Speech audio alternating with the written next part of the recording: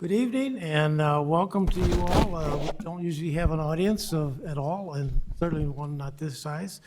This is the regular meeting of the Architectural Board of Review. And judging what I think, well, we'll get to that in a minute. Let's have a roll call, please. Sure. Member Cottrell? Here. Member Dahlman? Here. Member Deegan? Here. Member Stratoff? Here. And Chair Hunter? Here. And Member Kerouac is absent. Okay. Next, the consideration of the minutes from March 7th. Any comments, corrections? Ed was master ceremonies for that one and did Looked fine by me. quite well. No, Like okay, mine. need a motion for approval? Motion to approve? Second? Are we still voting by, Yes, by roll call. okay, roll Yep. call, please. Okay. Member Cottrell? Aye. Aye. Member Dahlman? Aye. Member Deegan? Aye. And Member Stratoff? Aye. And Chair Hunter? Aye. Okay, all ayes. Motion carries. Okay, is there anyone in the audience that would like to speak to anything that is not on the agenda? If so, raise your hand. I'm guessing you're not here for that, so we'll move on. Let's ask if anyone's here for Jawa, since they're asking for a continuance. Oh, on is that. anybody here for Jawa? For Jawa at 700 Blodgett? Anyone here for that item? Okay, good. Because that's off the agenda, so. Yep. Okay, so what we're going to suggest to the board here, and I think we have to vote on this, right? Is to change the agenda, Yeah, that's right. Yep. Order, change the order. change the order of the agenda for the, where is it, which one is it now? Number 9. Number 9 to go first.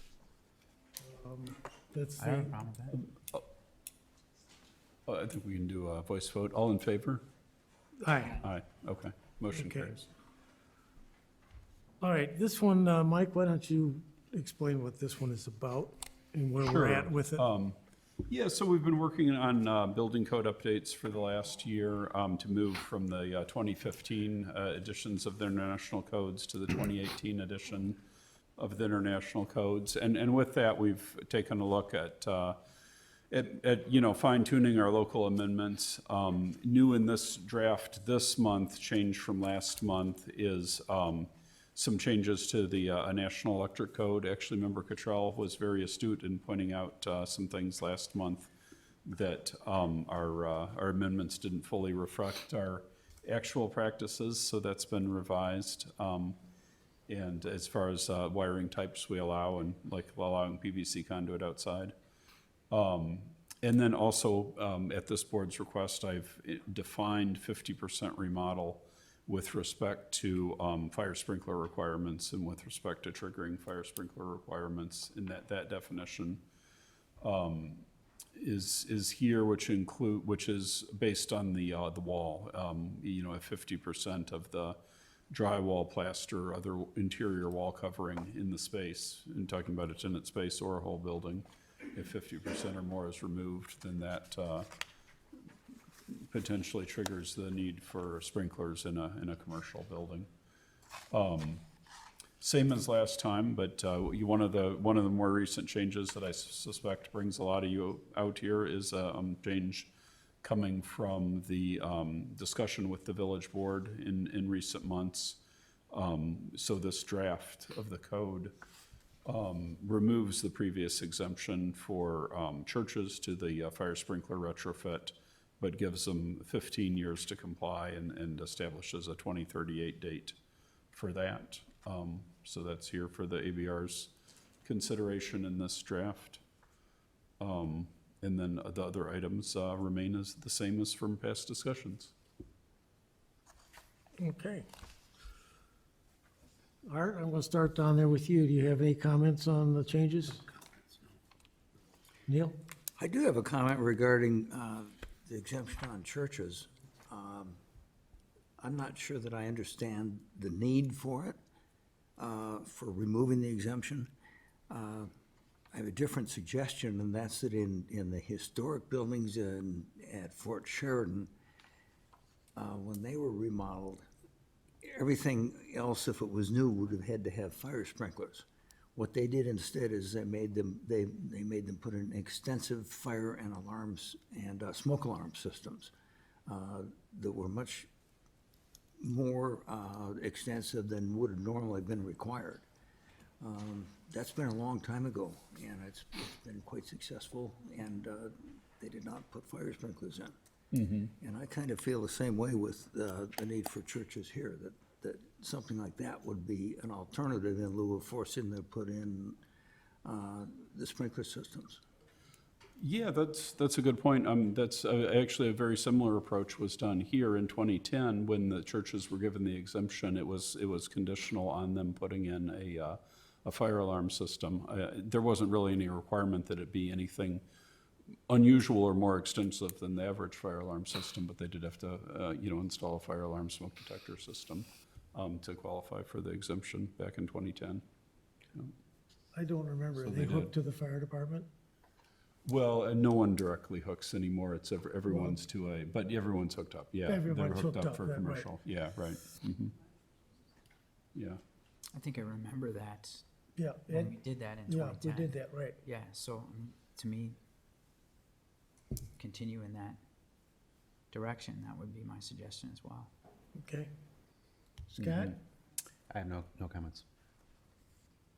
I have no comments. Okay. All right. I'm a little bit bothered by the direction of the board too. The difficulty and the expense of doing that is kind of enormous for churches in these days. And I particularly remember touring the organ loft of the Methodist Church and thinking that if anything was back there, it went off, that would pretty much destroy the pipework. But that's unfortunately, I think most of that is a wood structure back there. Very complicated thing with catwalks and whatnot. You remember walking around in there? Did you walk around in there? I didn't go, yeah, I didn't see it. Okay, anyway.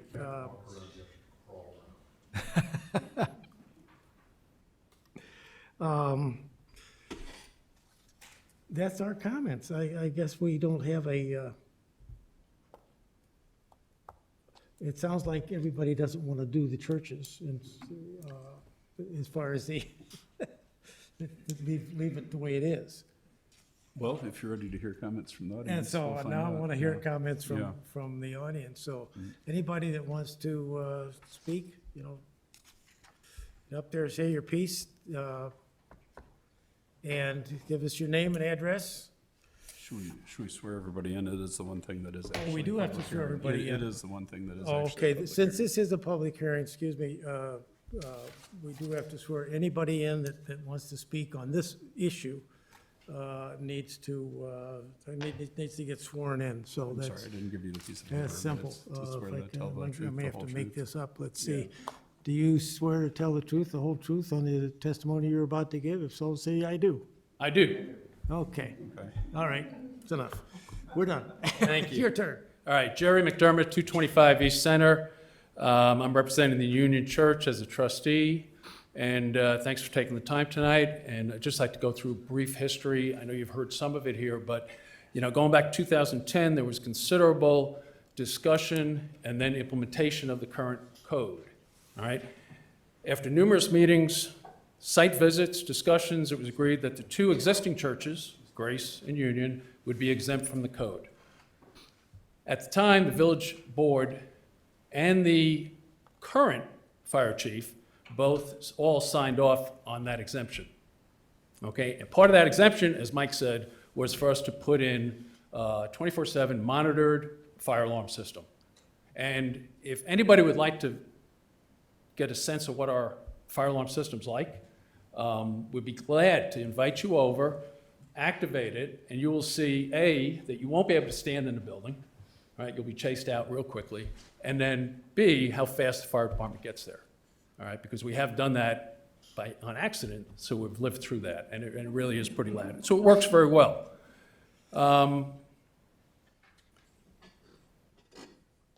What we're asking for is real simple, is for the village to honor the previous commitment. And I was going to leave it at that, but I went through and I listened to the to the Committee of the Whole Board meeting from January 23rd, where they took away this exemption.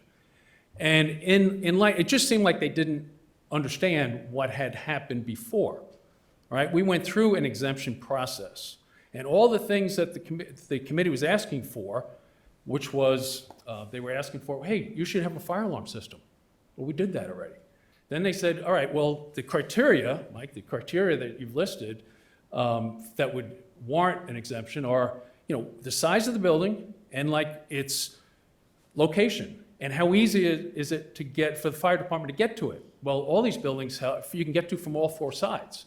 There's parking lots, there's streets on the corners, so they're really easy to get to.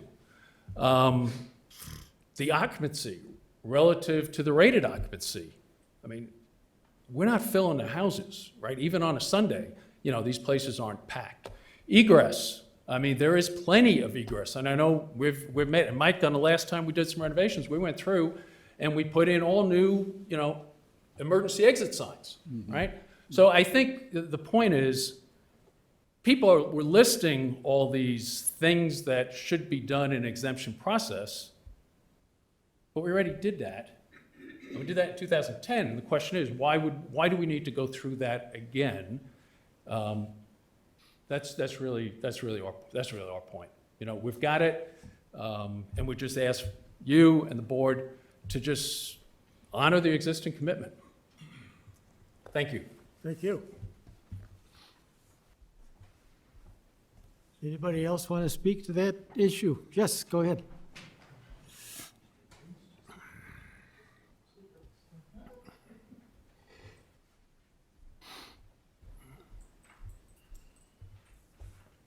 Swear me in?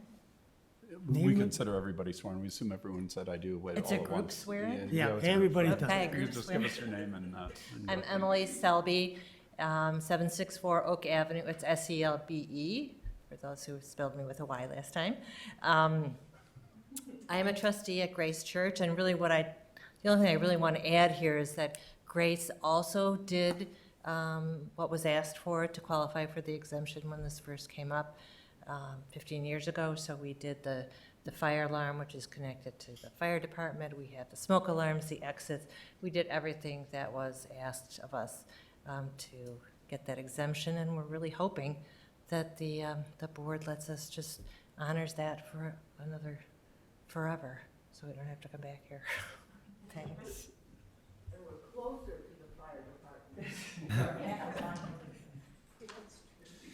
Is there anybody else? Yes. My name is Ted Brown, and I did not come here to speak on behalf of the churches. I'm here to speak on behalf of my building. But for the churches, it is my understanding that a sprinkler system is to save property, and an alarm system is to save people. So if they forego a sprinkler system, that's their risk, and they can choose that risk. But their efforts to preserve life and get people out of the building, if an alarm goes off or smoke is detected for a fire, they've done everything they could possibly do. So I think their request is very reasonable and should be honored as well. Thank you.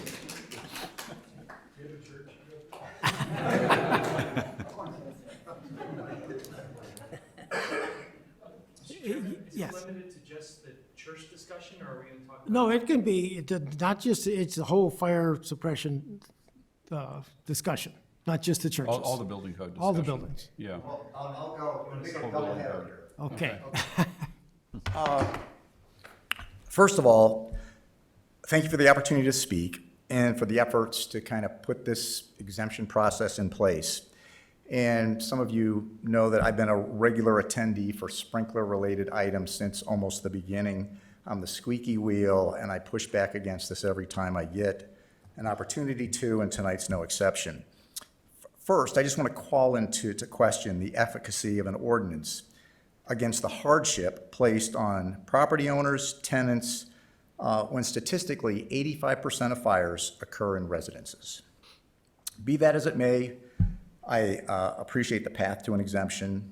that you've put in place to examine individual properties as to risk, the tenants, construction, and some of the practical issues confronted in a retrofit for a multi-tenant building 60 years old that was never contemplated to have sprinklers.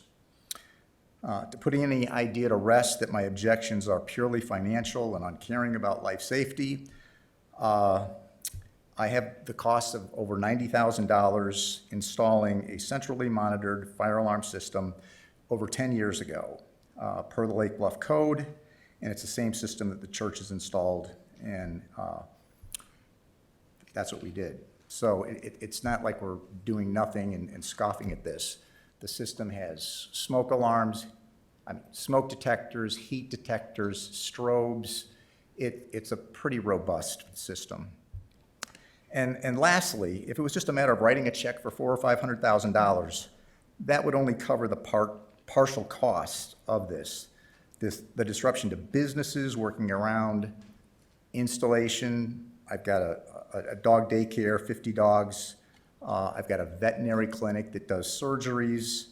I have a tenant, and he'll probably speak tonight, whose business would be catastrophically impacted with a sprinkler set off. I've got a government agency that has extensive IT systems where the water would be an issue as well. A fitness facility, well, you could probably work around something like that. And COVID has been a strain on businesses and landlords for the past 3 years. In conclusion, again, I appreciate the opportunity that you've crafted, although I would clearly prefer considerations for other life safety protection that could be factored in. So that's my remarks. Thank you very much. Thank you.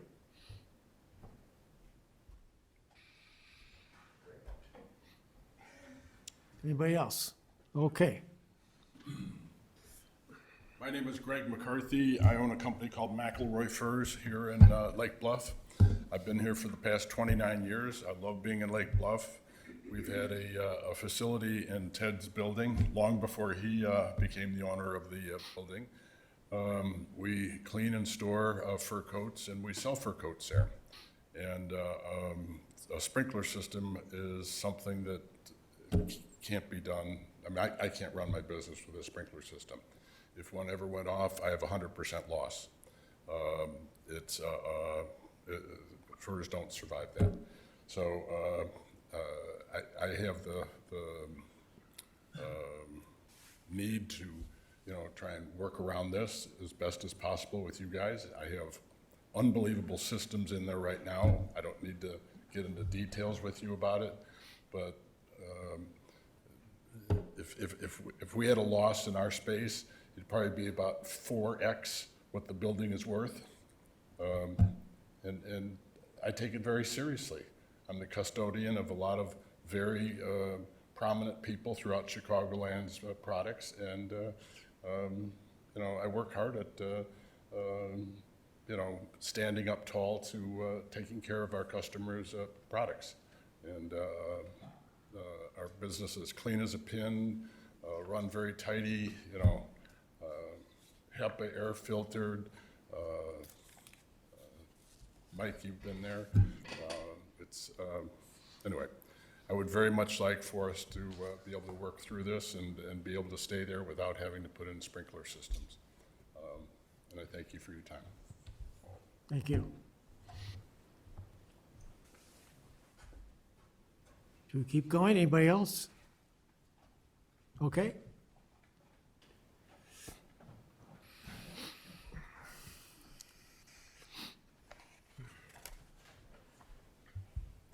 Good evening. Steve. I'm Reverend Calvin Haynes. I'm the pastor of Grace United Methodist Church here in Lake Bluff. Just started in July and love it here. Love the church, love the people, and love the community. All of those folks on that side of the room, they're all from Grace United Methodist. I asked them to come, and they are all here this evening. Not the best of weather conditions, but I'm really glad that they showed up. And I just want to mention it is a sign of how seriously we take this. I mean, we basically would have to close our doors if we had to put in a sprinkler system. There's just no way, no two ways about it. So I thank the folks for showing up and just wanted to note that this is a very serious issue for us. You're probably aware of that, but just wanted to mention it. How many folks are here from Union? We deliberately came as two. Yeah, it came as two. Okay, all right. We're glad the Union folks are here too, but just wanted to mention that and thank you for your time. Thank you. Did we vote on whether we're gonna pursue this? Can we make a recommendation to the village board? to Yes. Stick with it the way it is? Yes, you can. Yes, absolutely. Okay. Yep. Anybody else?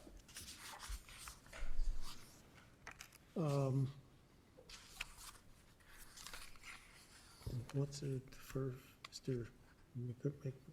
What, I just wrote down their names. McElroy? Yeah, right, McElroy first, yeah. Mr. McElroy, when you did your work in your building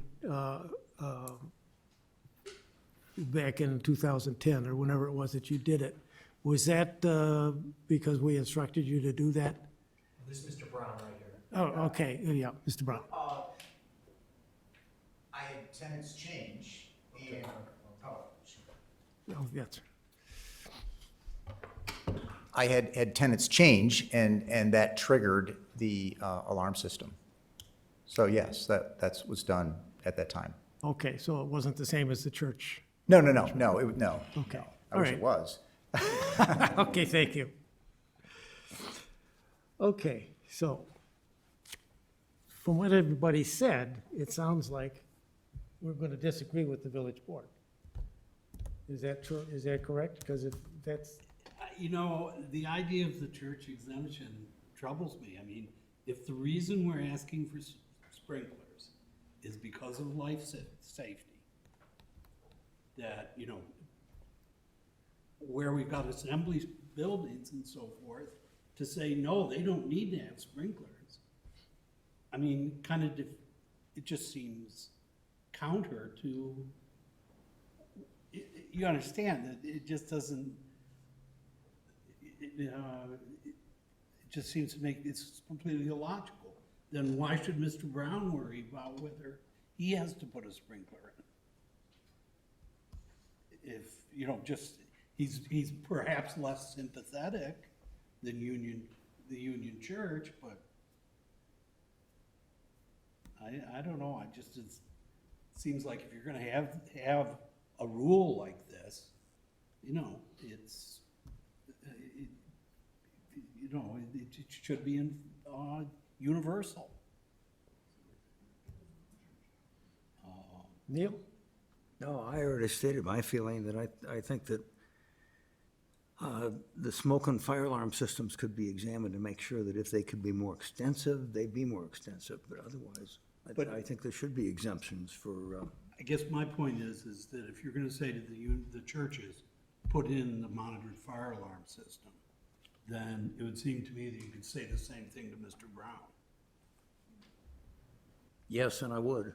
No, I mean, you know, I just, to me, it doesn't, it just, it seems illogical to say that there's, granted, I appreciate the purpose and so forth of the churches is dramatically different than an exercise, or a fur,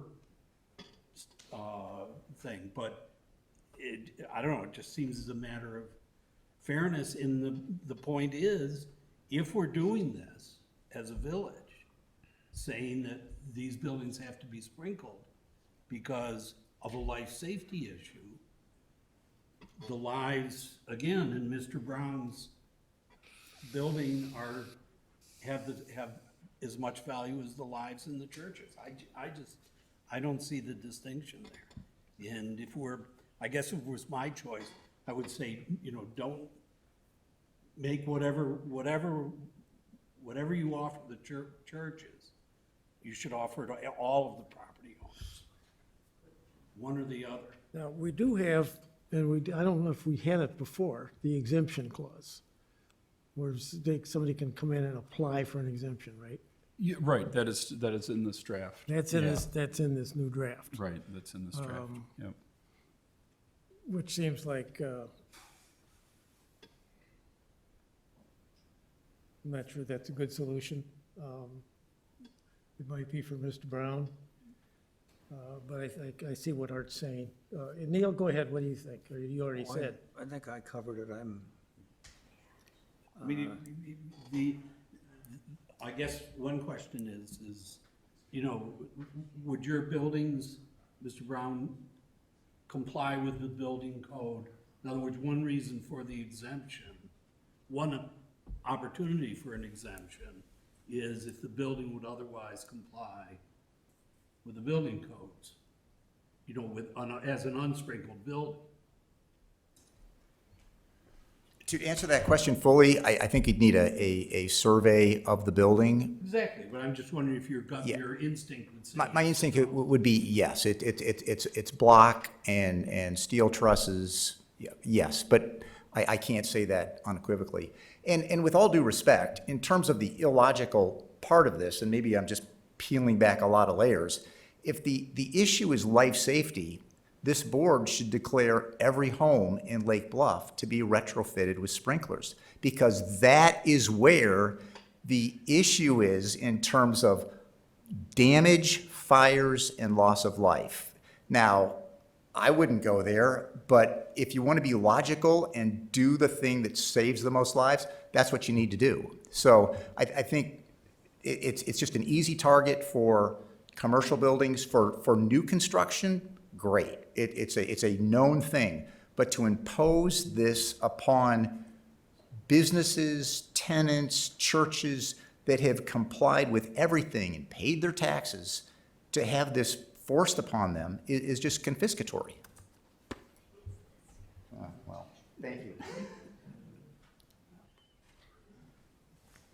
I do agree that, with one of our comments, that if certain exemptions are allowed, they should be allowed for churches and every other property owner. And the buildings I mentioned at Fort Sheridan that were exempted because they were required to put in more extensive smoke and fire alarm systems, those were all residential. So and there is the comment, which I agree with, that most building codes are geared toward saving people's lives, whereas the insurance companies are geared toward saving the property. And there's usually, I've been involved in many properties where there's quite a big fight between the insurance companies that doesn't want any doors because people, when they run out, they leave them open and then the building burns down. And the fire marshal who wants lots of doors so everybody can get out. I mean, there's always a conflict between those two. But I'm in favor of allowing more exemptions, provided that there's an extensive smoke and fire alarm system. So. Ed?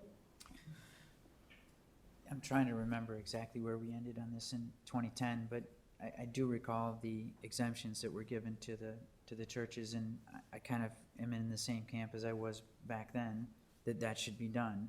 And I certainly hear what Art is saying about, you know, if we're doing that, then why isn't it granted on the other side of the fence? So, you know, that's a little bit more of a difficult conversation, I think, with regard to the commercial buildings, but I certainly think if, you know, the fire alarm systems are, you know, serviced regularly and they're maintained, I think that would be something that should be discussed. So pulling back even more, understanding what is the village board, they're asking for us to make a recommendation based on the change in this code. But they can still, based on a recommendation, they can still go whichever way they want to go, correct? That's right, yeah. So even though during the discussion with the village board, and they didn't make a formal vote and recommendation to ask us to include churches in, but it was just part of the discussion with them. But so they are looking for, as always, but you know, by code, looking for the ABR's recommendation on all the aspects of our updated draft of the building codes. So everything that's changed, you know, that we're talking about changing with our local amendments, including their suggestion for a change, and you know, and everything in this draft. So they're looking for the ABR's recommendation on that. So anything you want to change is fair game in the draft. I'm kind of in Neil's camp. Yeah. So, Yeah. Scott? You weren't here for that whole Yeah, discussion. I would agree. I think it's a complicated issue. I mean, obviously, I would not be in favor of putting churches out of business. So, and, you know, I'm not either. I didn't mean to put words in your mouth, but, and if you do, I mean, you know, then what does the building become? You know, you're looking for someone else to fill the building that would be willing to do it. So, you know, it's complicated. But I think I would vote for the exemption. No, we're talking about the churches and other developments, other commercial development, because Mr. Brown may not be the only one that's gonna bring this issue up at some point in time. And you didn't really get a formal exemption at the time you did that work. No. Because you weren't the owner at the time. Well, it wasn't available to commercial properties the way it was to churches, Okay. the exemption. Okay, so, Yeah. all right, what if we made the exemption available to commercial properties? They come in and they have to plead their case. Well, so that, the draft proposes an exemption process where the churches or anyone else who's subject to a retrofit requirement could come in and apply for an exemption and plead their case. So this draft does allow that possibility, yeah. I mean, my approach would be that the churches have multiple times already pleaded their exemption, Right. and we gave it to them, and so let's not make them do it again. Right, so you could make a recommendation to change So this I'm draft just- to accommodate that Just if you want. to try and square things off, if it does at all, would be to have the commercial properties actually do the formal application for, you know, as a one-by-one situation. That to me makes a little bit of sense. Yeah. Art doesn't want to do that either. No, I thought that the idea that, in other words, what sort of prompted this, if I recall, was that there was this, an ordinance in effect that said, on this date, all commercial buildings which did not have sprinklers must install sprinklers by this date. Correct. And that date was extended once. Right. And the date was coming up, and none of the commercial property owners had rushed out to install sprinklers in the interim. And so I assume Mike or someone else on the staff brought it to people's attention and said, look, you know, this deadline is coming up. Do we just want to extend it again for another decade? Or do we want to do something differently? And at that time, the idea of providing a defined path to an exemption with, you know, with the list of criteria, I think it's in the paperwork It tonight. is. It is, yeah, right. And that was not there before, so. Exactly. Right, yeah. And so, to my thought, that was a reasonable thing to do, that, you know, rather than just keep extending it forever. It's not like extending it as, My only point is that if everyone else has to use that process, should not the churches do as well? That's, and my point is, the church has already gone through that process. well, they haven't, really. I mean, their essential, Well, we gave it essentially to their them, yeah. argument is that, you know, we don't have very much money, our buildings are old, and therefore, you know, putting a sprinkler in is a, you know, a stake in the heart. Yeah, it seems to be like any kind of an extension of time, just is kicking the can down the road, and everything is gonna be more expensive when you get to that point, so. Yeah, Jerry somebody, yeah, McDermott would like to yeah. speak. Just one, and I appreciate, I know this is difficult, you know, and there's a lot of moving balls here and a lot of things happening. But Arthur, to your point, we did go through a process. There was a process back in 2010 that we went through. I think some of you guys were involved with that process. And the point I was trying to make before was, when we went through that process, we were granted the exception. Part of the process was we would put in the 24/7 monitored system, but part of the other process was looking at the building you're really using the same criteria that Mike has, that's in the document you see there. And so if you use that criteria and you create a process today, then we'll be just going through the same process we went through before to do it again. And that's, And that's my point, is that we've already given the church an extension, an exemption in 2010, which you complied with. And I think what we're saying up here, maybe Art's not 100% on board, but is that still stands. And that from this point forward, since we do have a method by which somebody can appeal that, whatever kind of building it is, there's a process by which they can, and we do that on a case-by-case basis from that point forward. And that's, if that's a thinking of the majority of this group, then somebody needs to make a motion to put that to the village board and see how they respond, because it's not our decision to finally make. Am I right? Right, you're making a recommendation and they have the final Yeah. decision. Yep. So who wants to do that? I'll make that motion to send it back to the board. Okay, Sure. I so just what I said, huh? Yes, that's what you said. And so I want to be clear on what the motion is. Are we restoring the church clause to the way it was? We're saying that the church has already done its exemption in 2010, and that should stand. Okay, And that from this point forward, any commercial structure or anything else that would normally require a sprinkler system under the 50% rule, that's not even part of it, is it? well, they just follow the process in the draft. They just That follow the part process Stays in in the the ex- draft, in there's the- the right, exemption yeah. process. Yeah, okay. Okay, so okay, so churches are already exempt and the rest is in the draft. Okay. I got Okay, it. so, no, that's, Okay, Second that. Ed seconds. Will you repeat that, please? you guys So are safe. the motion is to change the churches back to having the exemption they've had previously. So churches have that exemption again. And then this draft has an exemption process for commercial buildings and multifamily buildings that are subject to the retrofit where they can apply for an exemption for commercial and multifamily. So if we automatically just gave it to Mr. Brown, then we're gonna get every other person in town, which is their right, to come in and ask for the same thing. And, some of those are gonna be valid and some of them are not gonna be quite as valid as others. But we do that on a case-by-case basis. Luckily, we don't have 40 churches in town, so we're okay.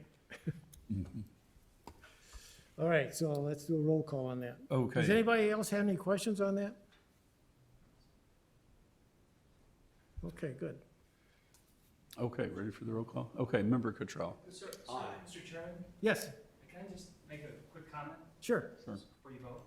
So, there's another part to this that the board added, right? And that's this 50% rule. And I just want to make sure that the ABR considered that 50% rule. So there's the exemption process that the non-churches would have to go through. Yes. But there's also another trigger that the board recommended, which is that if you have 50% of the drywall, plaster, or other interior finish material being removed, then you have to sprinkler. Right. So I just wanted to make sure that the ABR was part of this vote to recommend approval of that language as well. 'cause That's that- part of the whole package here. yes. Correct, yeah. Yeah, no, that triggers, that, when you do 50% of that kind of work, that means you're doing serious remodeling. And so, the disruption is already taking place. The cost is another issue, but that's really not something we can deal with. Okay, so then what would 100% of would it be interior walls then? You're taking 50% of whatever is greater than 50% of the interior It's walls? just the interior. Okay. Yeah, we're not talking about the exterior, unless you're doing big additions or things like that, then that triggers something else. Okay, and is that for just the tenant space? Then you'd have to sprinkler the whole building? Or if you do 50% of the work in the whole building, then you have to sprinkler the whole building? It is, if you do 50% of the work in the tenant space, then that tenant space needs to have the sprinklers But the installed. other tenant spaces wouldn't have to have the sprinkler systems? Correct, not until they, Okay. Until either the date arrives or they have to, or they do the remodeling. Okay. Can I confer with my client briefly? Let me just ask a question for clarification on that. So, again, this probably gets into the weeds quite a bit, but I've got 6 tenants. One tenant exceeds that 50%, that triggers a whole cascading. I mean, you can't do one unit. You gotta do them all, and you've gotta bring an 8-inch water service into the building for one tenant. So it gets a little convoluted once you think of what that implies. So I guess if I could do one service for one tenant, it's like, okay, I get it, but you're kind of, you're not partially pregnant. You're all in. Once you do one, you got to do them all. So I would like to have some kind of language that would either clarify that or broaden that so that that trigger event does not bring down a whole cascading array of work that's only for one unit. So you're gonna have to scratch your head on that one. And that's a good point. If somebody's only leasing 300 feet, you got a 20,000-foot building, it's an You issue. gotta do the whole 38,000 Yeah. square feet. One of the concerns that was trying to address, and I know that was discussed some on Village Board and some here, is that we've had tenants remodel their spaces and not put the sprinklers in buildings that are due to have sprinklers installed by January 1st, 2026. And people said, well, they're gonna have to go back and cut their ceiling up and all that to add sprinkler pipes after the fact because they didn't do it. So, I mean, there's certainly possibilities of making changes to that provision, but it was one attempt to address that And I situation. don't know how you would make that change. What about doing just a dry system?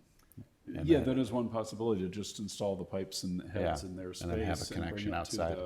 bring it to wherever it's gonna connect to the greater system Yeah, later. and then once you get a number of them done, maybe convert it to a, Right, If it's possible, We I could don't know. require I'm the not an expert. full water and everything if it's 50% of the building, and just do the dry system in preparation if it's 50% of the tenant space, would be a possibility. Yeah, yeah. But again, that kind of reverts back to discussions on a one-by-one case. Unless we can somehow try, you're gonna get really into the weeds. Uh-huh, If you try and come up to every combination of factors. Right. yeah.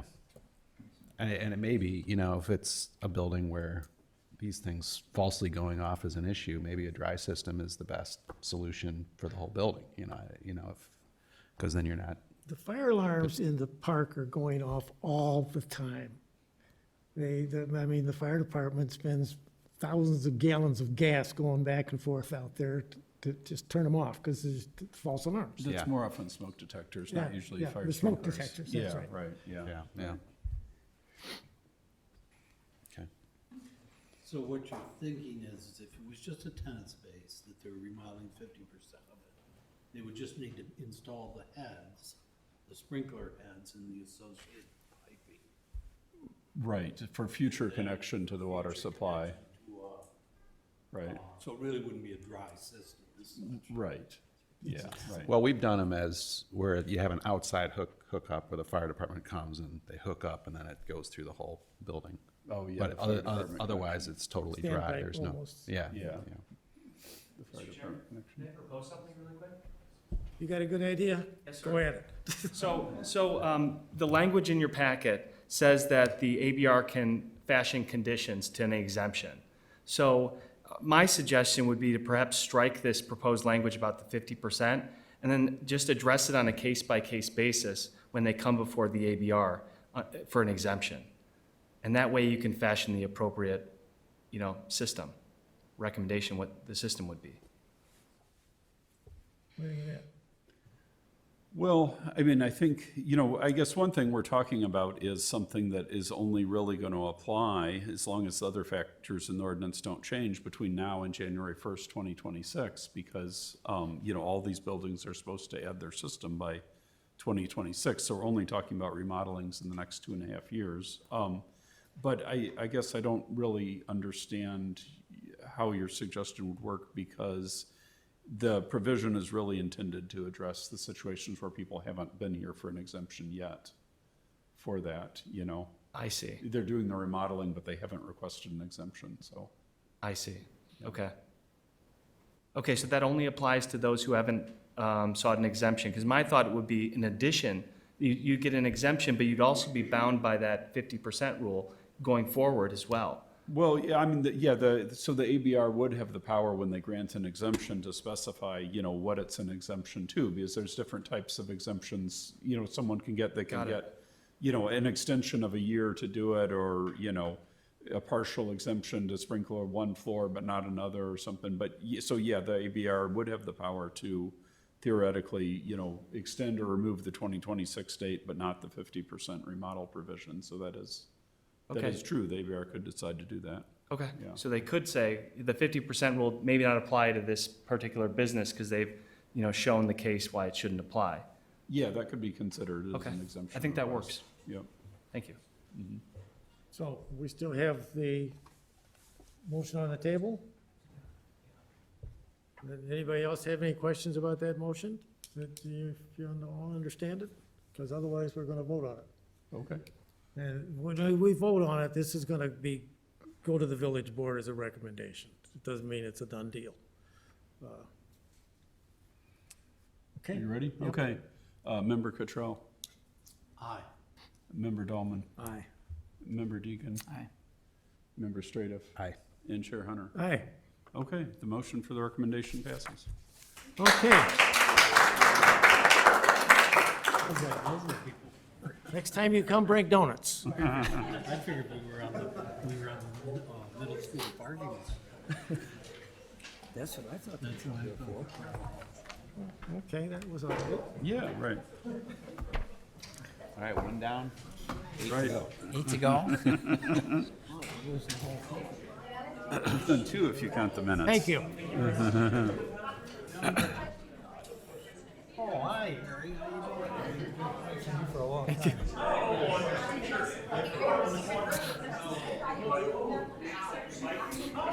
Sure, you're welcome. Are we going back to the Yeah. Yeah. There's still a lot of people here. Yeah.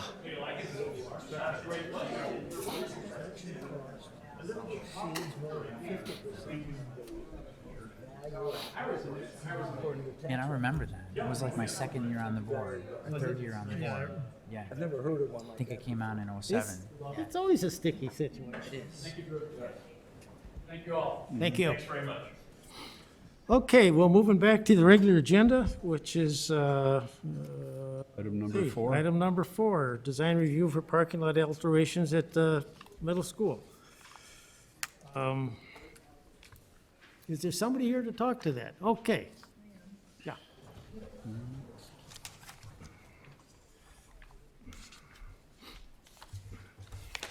Do you want to swear me in? or am I No, no, swearing? this is not a public hearing anymore. Oh, okay. Not necessarily, and actually, I'll just remind the other members of the ABR, because this is kind of the first time it came up, we just changed our code in December.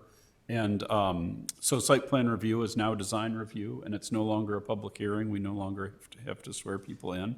And there are more items that we're eligible to do final approval on, so all the remaining items on the agenda tonight here are eligible for final approval here. So that's it. Okay, so, Okay, my name's Adrienne Fawcett, and I live at 28 East Witchwood Lane. I live directly behind Lake Bluff Middle School. Mike, I just emailed you some photos from this afternoon. we all So- got them. Oh, well, actually, I sent just one about 5 minutes ago. Oh, Oh, okay, I can pull that up. Because I also wanted to ask you guys about the grading in addition to the lighting.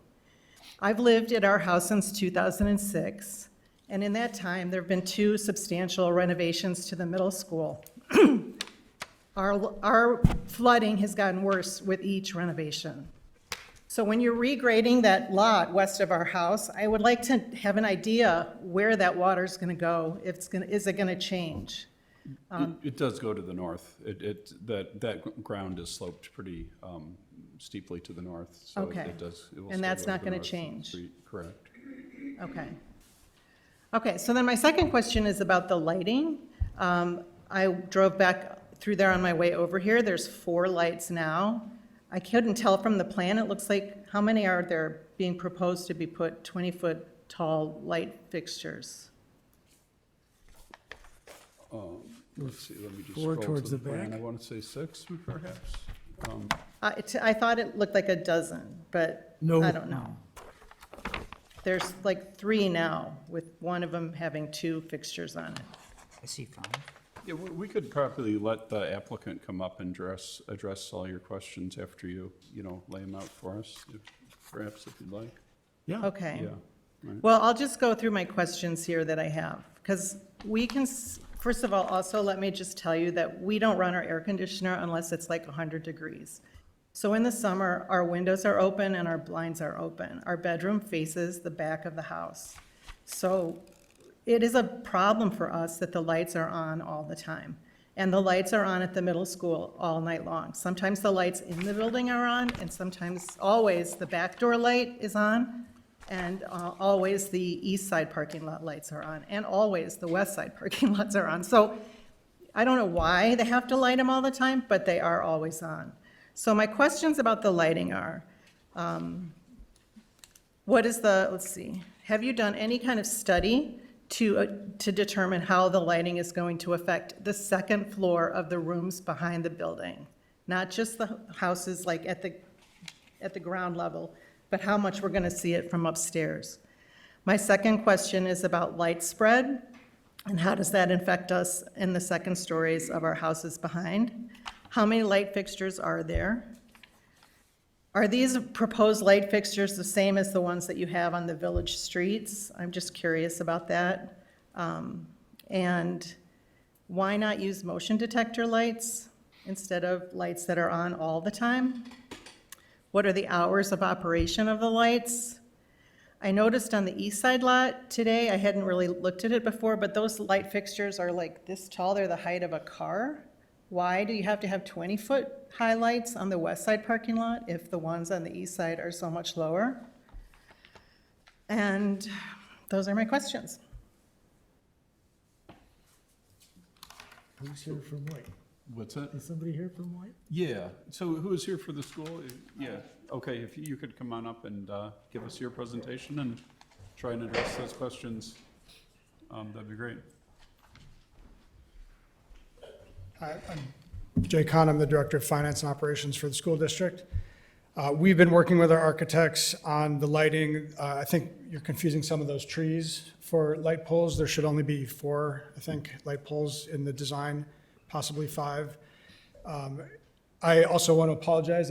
We have been converting our lights from incandescent to LED for energy savings, and we had recently a project where it was delegated to one of our maintenance people, and he put in the wrong lights. So no neighbor has ever made it known to us that it was bothering them. I got a call today from a different neighbor and saw the lights in questions, and those were recently installed. And I was not aware of them because I'm not usually around during the night. So when we're already taking steps to fix those, we do want to be good neighbors. We're not, we want to make sure that we blend into the community.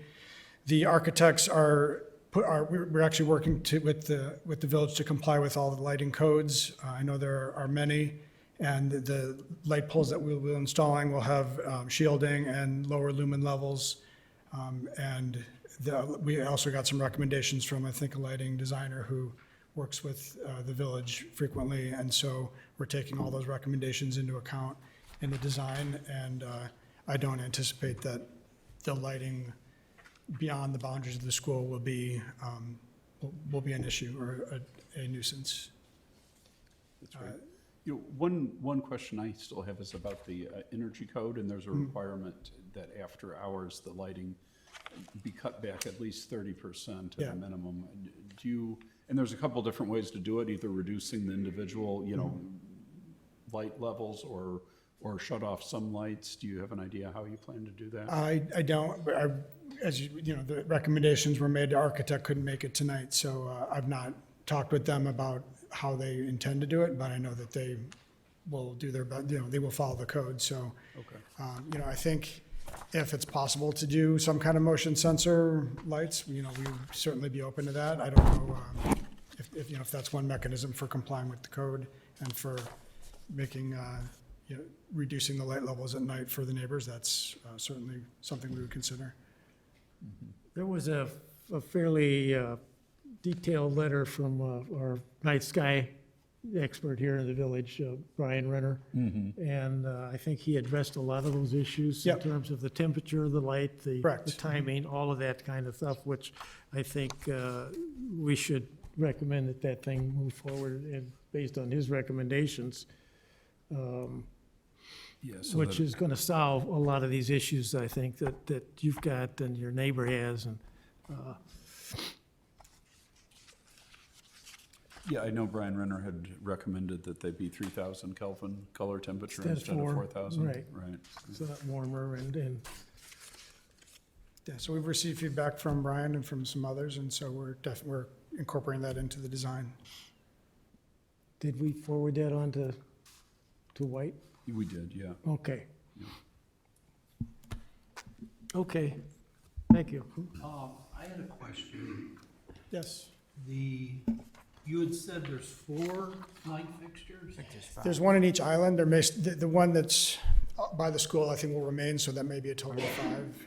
Art, you count 5? I count 5. I count 5. Yeah, there's one at the, But then on this sheet with the lights, there's 6 of them. which sheet?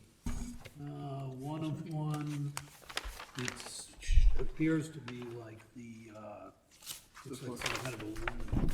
Photometric? It's the light study?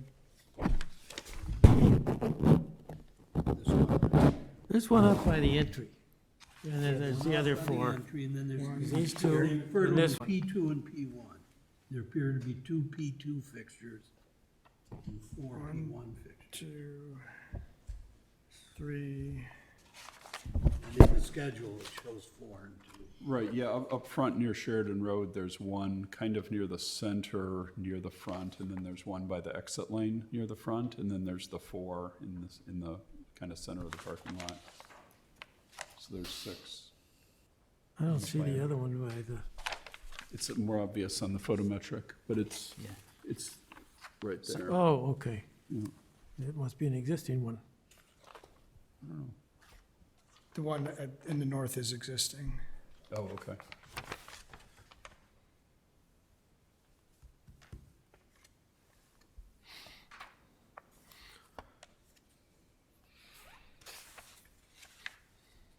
Are we okay? And what The if other question I had is 20 feet tall. That does seem kind of tall. Does it really have to be that tall? To get the spread? I don't know. I'm just I asking. mean, Asking the question. just I just looking at the photometrics, they're pretty hard to see. Hey, Mike, was the architect supposed to be here to present this? It would have been helpful if that was the case. Yeah, I thought they were going to be, but Yeah, yeah, okay. yeah. Foot candles in the middle are not that bright. Yeah, I mean, the lights shine down, so if you keep them high and shine them down, it actually reduces the light spread. If you have them low, then you would need more spread in order to cover a wider area, and that would project out into the surrounding property. So, I'm not a lighting expert or a designer. I took their recommendation. They basically gave the height of the existing poles, so I think they're also trying to. That's significantly higher than our fences. And I'm talking about from the second floor. I'm not talking about you're standing under the light. I'm talking about what we're seeing from our bedrooms on the second floor. They're not 20 foot tall on the east side. We did not install light poles on the east side. They're building lights. It's a smaller lot, and those are just bollards. They're not really lights. They're just to light the sidewalk, not the parking lot. So,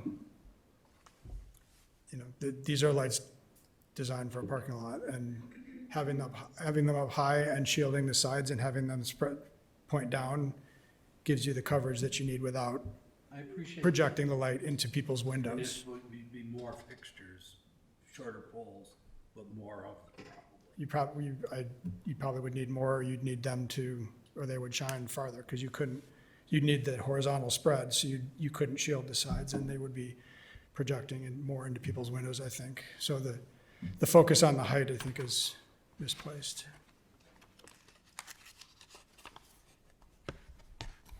It seems to me that the overall light is a maximum of 4.5-foot candles and an average of 2-foot candles.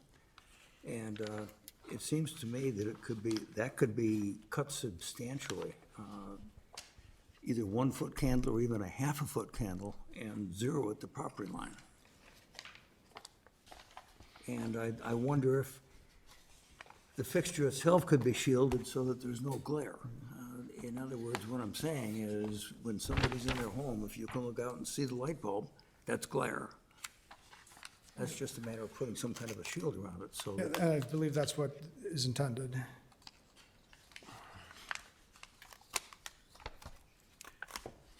As I said, we plan to follow all the recommendations that were made by the village's lighting expert and follow the codes, and that's all. I mean, that's the best, I think that's the most that anyone can ask. What about enhancing the landscape buffer between the residential properties and the parking lot? Are there any plans for that? I don't know that it's practical to plant something that would shield a second-story window. I mean, you can't buy a mature tree, you'd have to buy something small, and there are trees on the property line currently. I think in the winter it's worse because they lose their leaves, but, we would consider, we're always looking No, it's not. for ways to mitigate the impact of the school on the surrounding property. Yeah, You know, I think that might help to, How can we approve something when we Yeah. don't have somebody out there who's knows this intimately? I just don't think this is productive. Uh, That's my opinion. That is the way they're programmed today. I don't believe that we need them on at 3 a.m, so we definitely will look at the time, or, as I said, either motion sensors or the timing. Right now, they're, I think, on a photocell on the side of the building lights are on a photocell, so it's dusk to dawn, but we don't need them on at 3 a.m. And that's not the intent. Well, could that be part of your plan, your application, that they would be turned off? I mean, that's really more of an operational thing and that's also part of the code that was. What I think we need to recommend here is, it's unfortunate you're put in the position you are right now. We need to have somebody from White here that engineered this thing. Well, I think they would say that they're working with their electrical engineers to comply with all of the restrictions Yeah, that but we've there's talked all about. the code issues don't necessarily address what Adrian's talking about, I don't think. And, we're not really equipped right now to be able to determine that. We haven't talked about the paving or anything else. The lighting is just one question, one part of this thing. But I'd like to say that we should hold off on this lighting until we can get a better definition of what we're gonna get. We had nothing really to vote on. By the way, I should mention, we do have one neighbor, Ann Sorensen, on virtually on Zoom, so when you're at the right point and you want me to allow her to talk, I can do that here. Now is as good as any time. Okay. She's talking about lighting too. Ann, if you have any more comments you'd like to add, I've given you the ability to speak there if you want to. Oh, thank you. Sure. I appreciate the opportunity to have a couple minutes here. I did get a chance to speak with Jay earlier today, and I know in the past week when the notification came out, Adrian and I were touching base, and I would just reiterate everything that Adrian was saying. I think Jay and I had a substantive conversation, and I feel like most of the questions are being addressed. I would appreciate hearing from the lighting expert, the architectural people, because I know that it's not, Jay's overseeing this. It's not his profession to do lighting. But anything that can help you know, we love being neighbors of the middle school. It's a fun and rather uplifting spot, and anything that can be done, though, to just help improve the good neighbors. And you know, I think looking at some landscaping, I hate to ask for that. I appreciate it comes from budgets that aren't otherwise designated for that. But the landscape has been in decline for years, and so we could do a lot to work on that. And I know it's in keeping with what the village is doing overall with reducing non-native species, et cetera, et cetera. So, but light pollution is real there. So thank you. Thank you, Ann. So what do we think? Does anybody have any comments about the pavement and the layout and anything else that's a part of this? It's going from broken up blacktop to permeable. I think that's a good thing. It It's just a good would've- thing. I think it would have been nice if they just had somebody walk us through it, like. Yeah, it would have been, normally and, happens you in know, these for whatever reason, presentations. nobody's So here. That's I'm not trying to be difficult, but I think that would have been a No, nice- because we don't really know what we're talking about here. Would have been helpful. Yeah. So I mean, I don't really feel comfortable just carte blanche, do whatever, without the person who, nothing against. Yeah, I'm happy to walk you through it. I don't Yeah. know what. You know, Art? I can tell you what our goals are, what the lot is designed to do and to accomplish. I don't,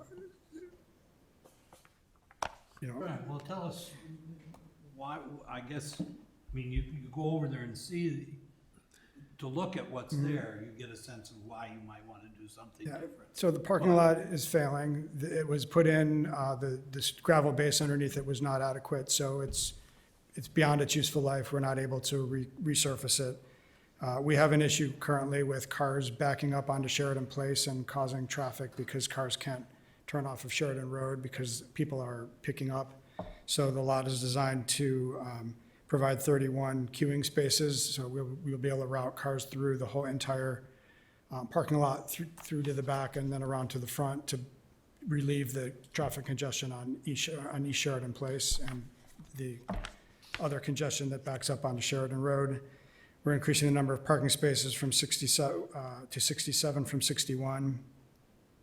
We also are increasing bicycle safety. We want to encourage, we have a lot of bicycles that come to the school. We don't provide bus service on the east side of Lake Bluff, so all the kids bike, and we've actually run out of bike parking. So we're planning on extending the sidewalk down, adding additional bike racks, and providing a safe egress for the bike so that they don't have to go into the lot. Right now, we close the lot in the evening because for bicycle safety and for pedestrians, we don't want cars going through there. This would separate the bikes and the kids from the cars, provides a drop-off lane. We've added permeable pavers. We know, as was demonstrated today, water management is an issue in Lake Bluff, and we want to be doing our part for that, and also to help the drainage because that is a low-lying area, and as the neighbors are experiencing, there's lots of water, and so this will help shed the water to the north.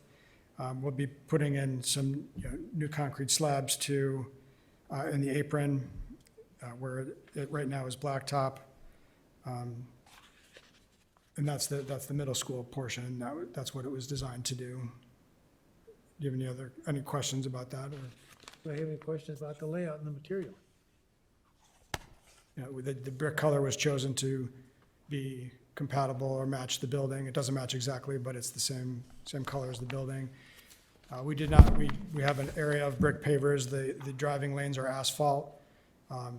It's probably both for cost reasons and maintenance. That configuration is the best. So to do all brick pavers would have been very expensive. This way we can still get the benefit of the brick pavers while reducing costs. And the arrangement of the pavers is such that we can seal coat and maintain the blacktop separately fairly easily. What else? we're adding trees. We want the parking lot to look nice. Right now, it's kind of an eyesore. We are removing the basketball nets as part of this project and removing the big yellow gates. Right now, both of those are kind of unsightly. As you know, we are installing the basketball court on the east side of the building, so we'll be removing, kids will no longer be playing in the lot and using it for recess, so we can actually use it for queuing cars and for parking cars. We also will be installing 2 electric vehicle spaces they'll be probably, they'll be for use by staff and by the community. So I see 2 EV spots? Yes. Is that right? Correct. 12 new trees? Is that what I'm seeing? In the islands? Yeah. Yeah. 1, 2, 3, 4, 5, 6, yes, 7, 8, 9, 10, 11, 12. 2, 4, 6, 8, 10, 12, right. Six lights, 5 new, 1 exists, is that right, Mike? I think 2 exist. 2 exist? Yeah. It's a little hard to tell on the plan. On the actual lighting plan, it shows 5. I can't find the 6, and then Bob, you said you found it on the photometrics. Photometrics shows 1. There's one currently to the right of between the parking lot and the school. Yeah, okay. It's not, I don't think it's shown on the design of the lot because it's sort of outside of the lot.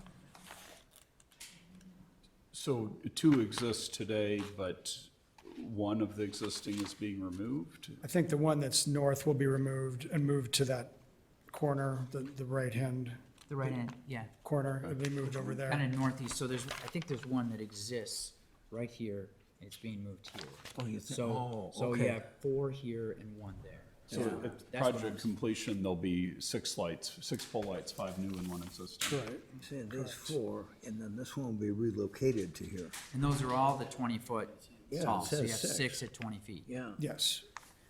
but on the photometrics, it says 6, Yes. but it doesn't indicate being moved. 1, 2, 6. Yeah, Yeah. yeah.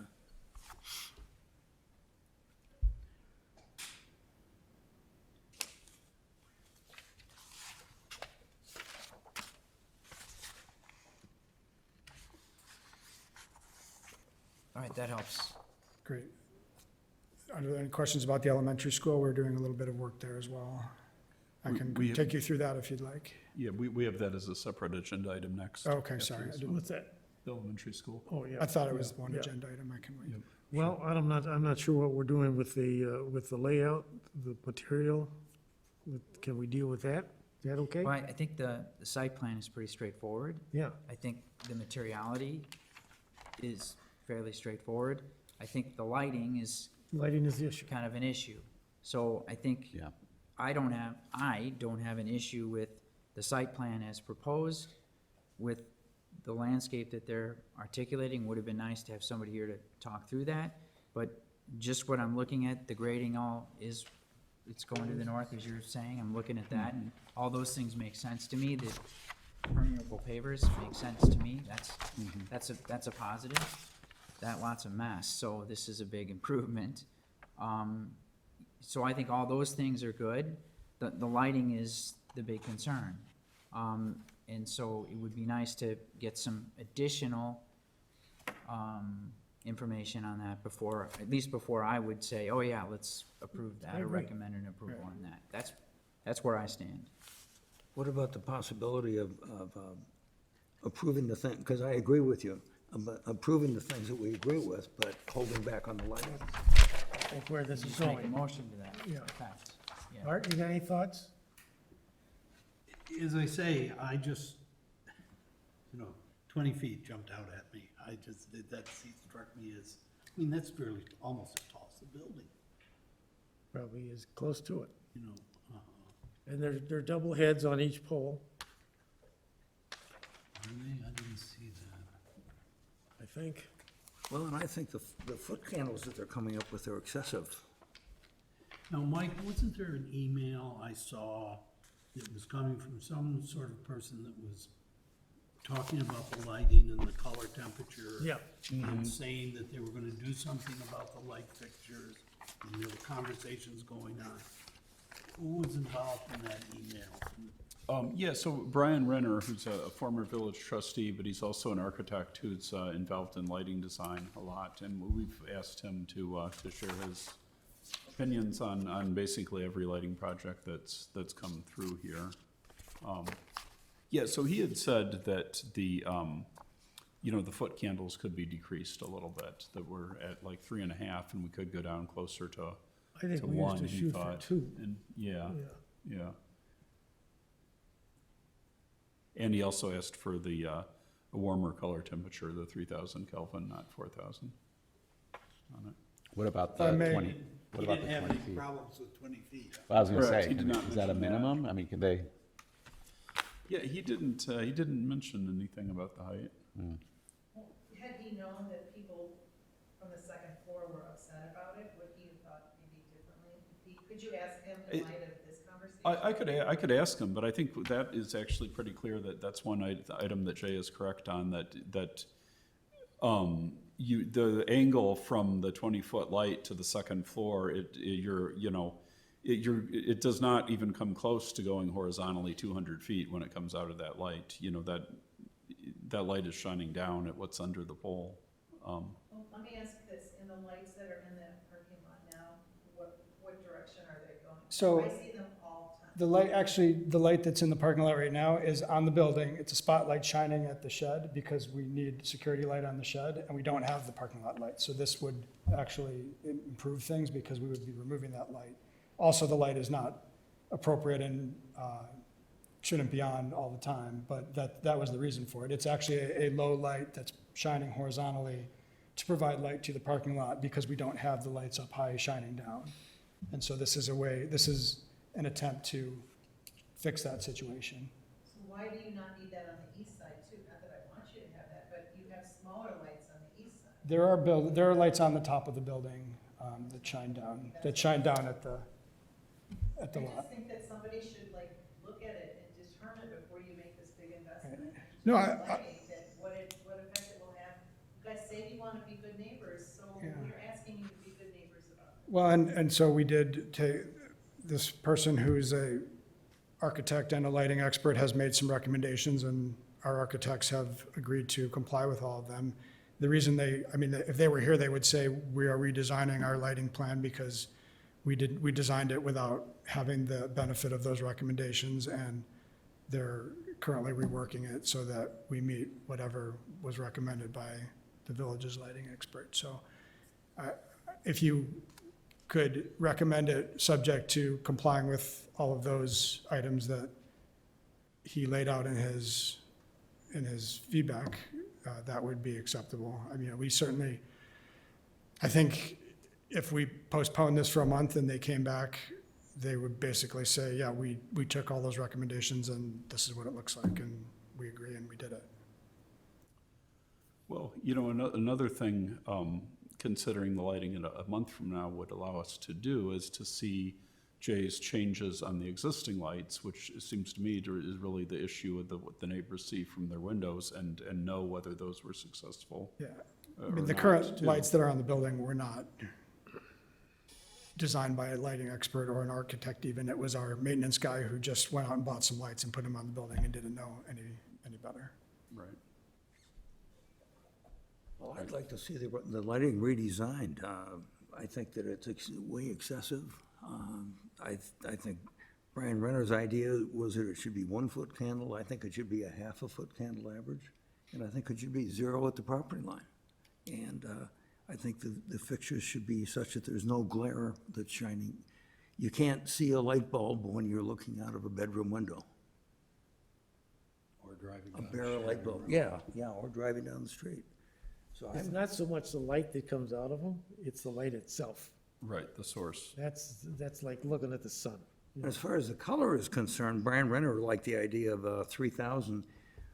I'd be in favor of sticking with whatever they've already got in general on the site. I don't like it when you have one color on one side of the building and a different color on the other side. I don't know what they have on the other I side. don't either. But maybe it's time to change the other side if there's not, Yeah, because they're totally different. 3,000 is a much nicer color.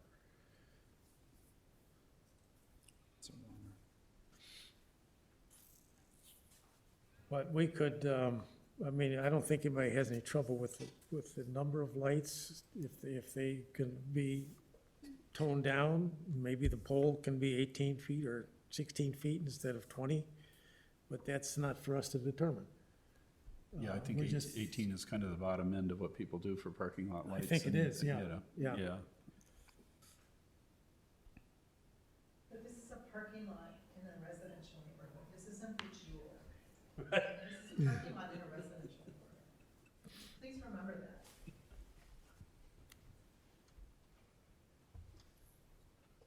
You don't have anything on the shed pointing north. I don't believe so. I don't know.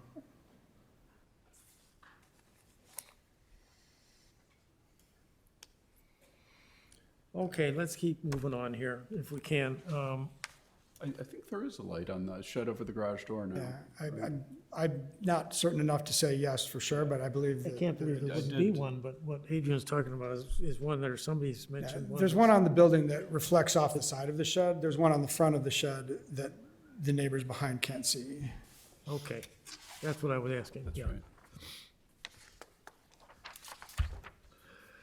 So nobody has any problem with the layout or the materials, am I right? Or did everybody have a, okay. So we can go ahead and say that's fine, I don't know. but we need to Scott, get, did you? huh? Scott, no, I think the design of the lot is really well done. I have no problem with it. I think some consideration should be made to enhancing the buffer, the landscape buffer between the residences. That's what and, just goes, yeah, but that's separate from the design of the lot. yeah. That would be at the south end of the lot. Yeah. Okay, do we need to make a recommendation on this right now? Can we do half of it? Yeah, you could do half of it and continue the other half to Continue next the other month if half you and want see what, either they someone make come that and motion. explain what they're doing, or Right. you can work it out with them. Right. Uh, Yeah. You know, noticing, you know, Adrian and Ann's issues. Right. And I think Scott's, you know, saying it'd be nice if they could add a few trees in the back to, try just kind of be, not only for the neighbors, but for the school itself. It's a nice backdrop. Yeah. Okay, so somebody try and make a motion out of this. 12, 14 feet tall top. That's right. Okay. I make a motion to approve the site plan as proposed with the paving material, permeable pavers as proposed, and that we need further information on the lighting or further clarification on the lighting plan to move forward with that.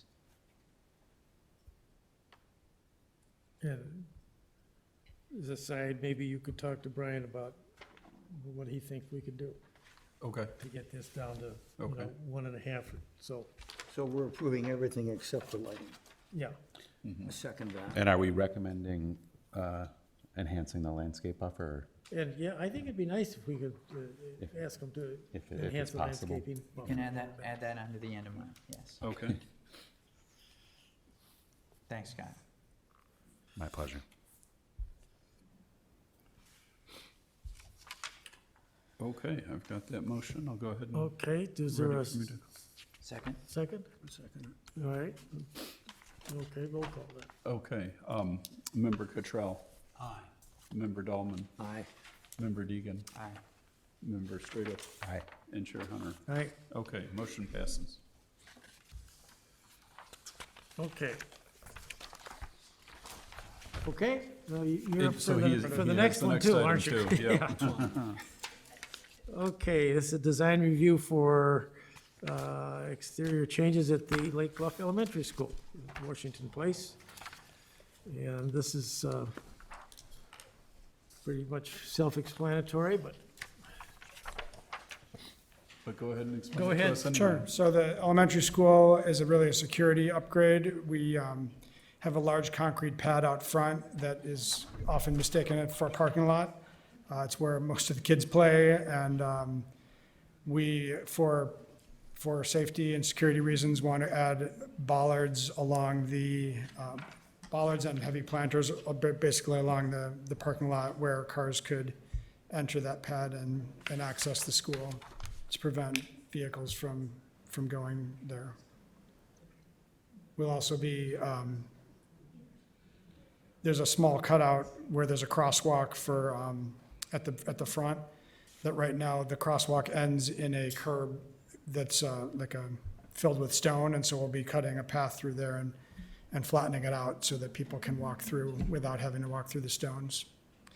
And then lastly, we'll be seal coating and crack filling for the rest of the lot. Oh, and I'm sorry, we'll also be adding, right now we have bicycle racks, and we have, as with the middle school, we have lots of kids biking to school, and we've had to add extra racks in the past, but there's nowhere to put them.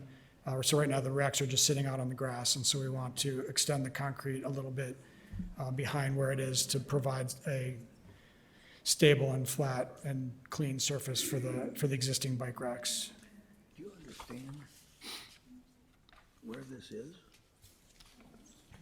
Could you explain to us where the bike racks actually will be, or? Right at the entryway, so I'll share my screen, maybe that'd be Way easier. over We can here? try to point to it. coming off of East Washington Yeah. or West I Washington. know this because I drop my 10-year-old off here all the time, so.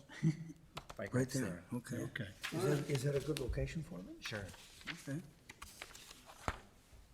Yeah, that's where our existing bike racks are now. It's just they've sort of scattered into the grass. And kids actually park their bikes on the fence instead of using the racks because they don't want to walk into the wet grass with their bikes. So this is just something we have been meaning to do, and it made sense to combine it with this project. The crux of the project, though, is the addition of the security bollards and some heavy planters for the safety of the building. The bollards don't have lighting in them, do they? No, they're stainless steel. They're removable, right? Yeah, it says removable. Yeah. I've already actually talked with Chief Graff and gotten his input in the design to make sure that the fire vehicles and emergency vehicles still had access to the building. And in the places where we will need to get vehicles in and out, there would be removable bollards. Okay. It all makes sense to me. I have no problem, okay. Scott, what do you think? It makes sense. I have no questions. Good. It's a good idea. Makes sense to you, Ed? You said so. Yeah, I heard you. yes. Me Neil? too. Art, you have anything? Okay, this one's easy. Anybody have any questions about the planters? Okay, all right, then we need another motion. Move this thing forward. I move the plan for the middle school be approved as submitted. Second. Elementary school, Elementary school. elementary school. You're in the wrong school. Middle school is the previous one. It's the one out there. Yeah. Elementary school. Yeah, The new now one. I got you. Elementary school. Second. Sorry. Okay. Okay. To call the vote?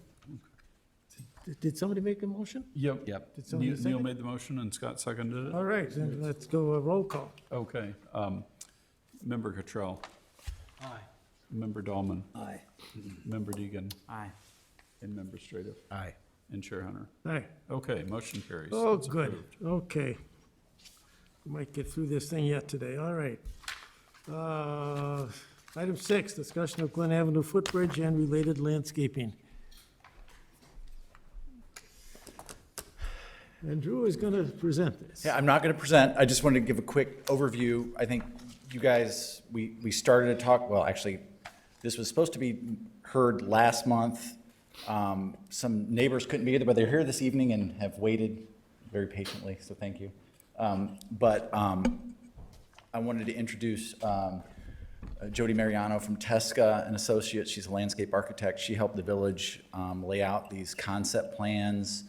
And I know some of the neighbors have concerns with what's on the north side. I know that's going to come up later, but this is something that we talked with Jody about staff, about coming up with this concept plan, because this is one of those rare opportunities you get every 50, 100 years to kind of plan these improvements like this, these wonderful places, these niche areas of the village that are enjoyed by all villagers, certainly by the neighbors. And then Jeff is going to walk everybody through the bridge, where we're at with the bridge builder, coming up with that concept plan as well, and answer any questions that you have. Thanks, Drew. Good evening, everyone. I'm Jody Mariano with Tesca Associates. There's a slideshow. Do you have that one by chance? I will move Awesome. to that. Yeah, let's see. Where are we?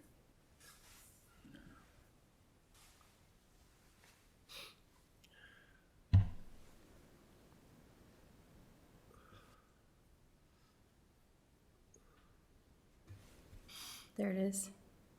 Yep.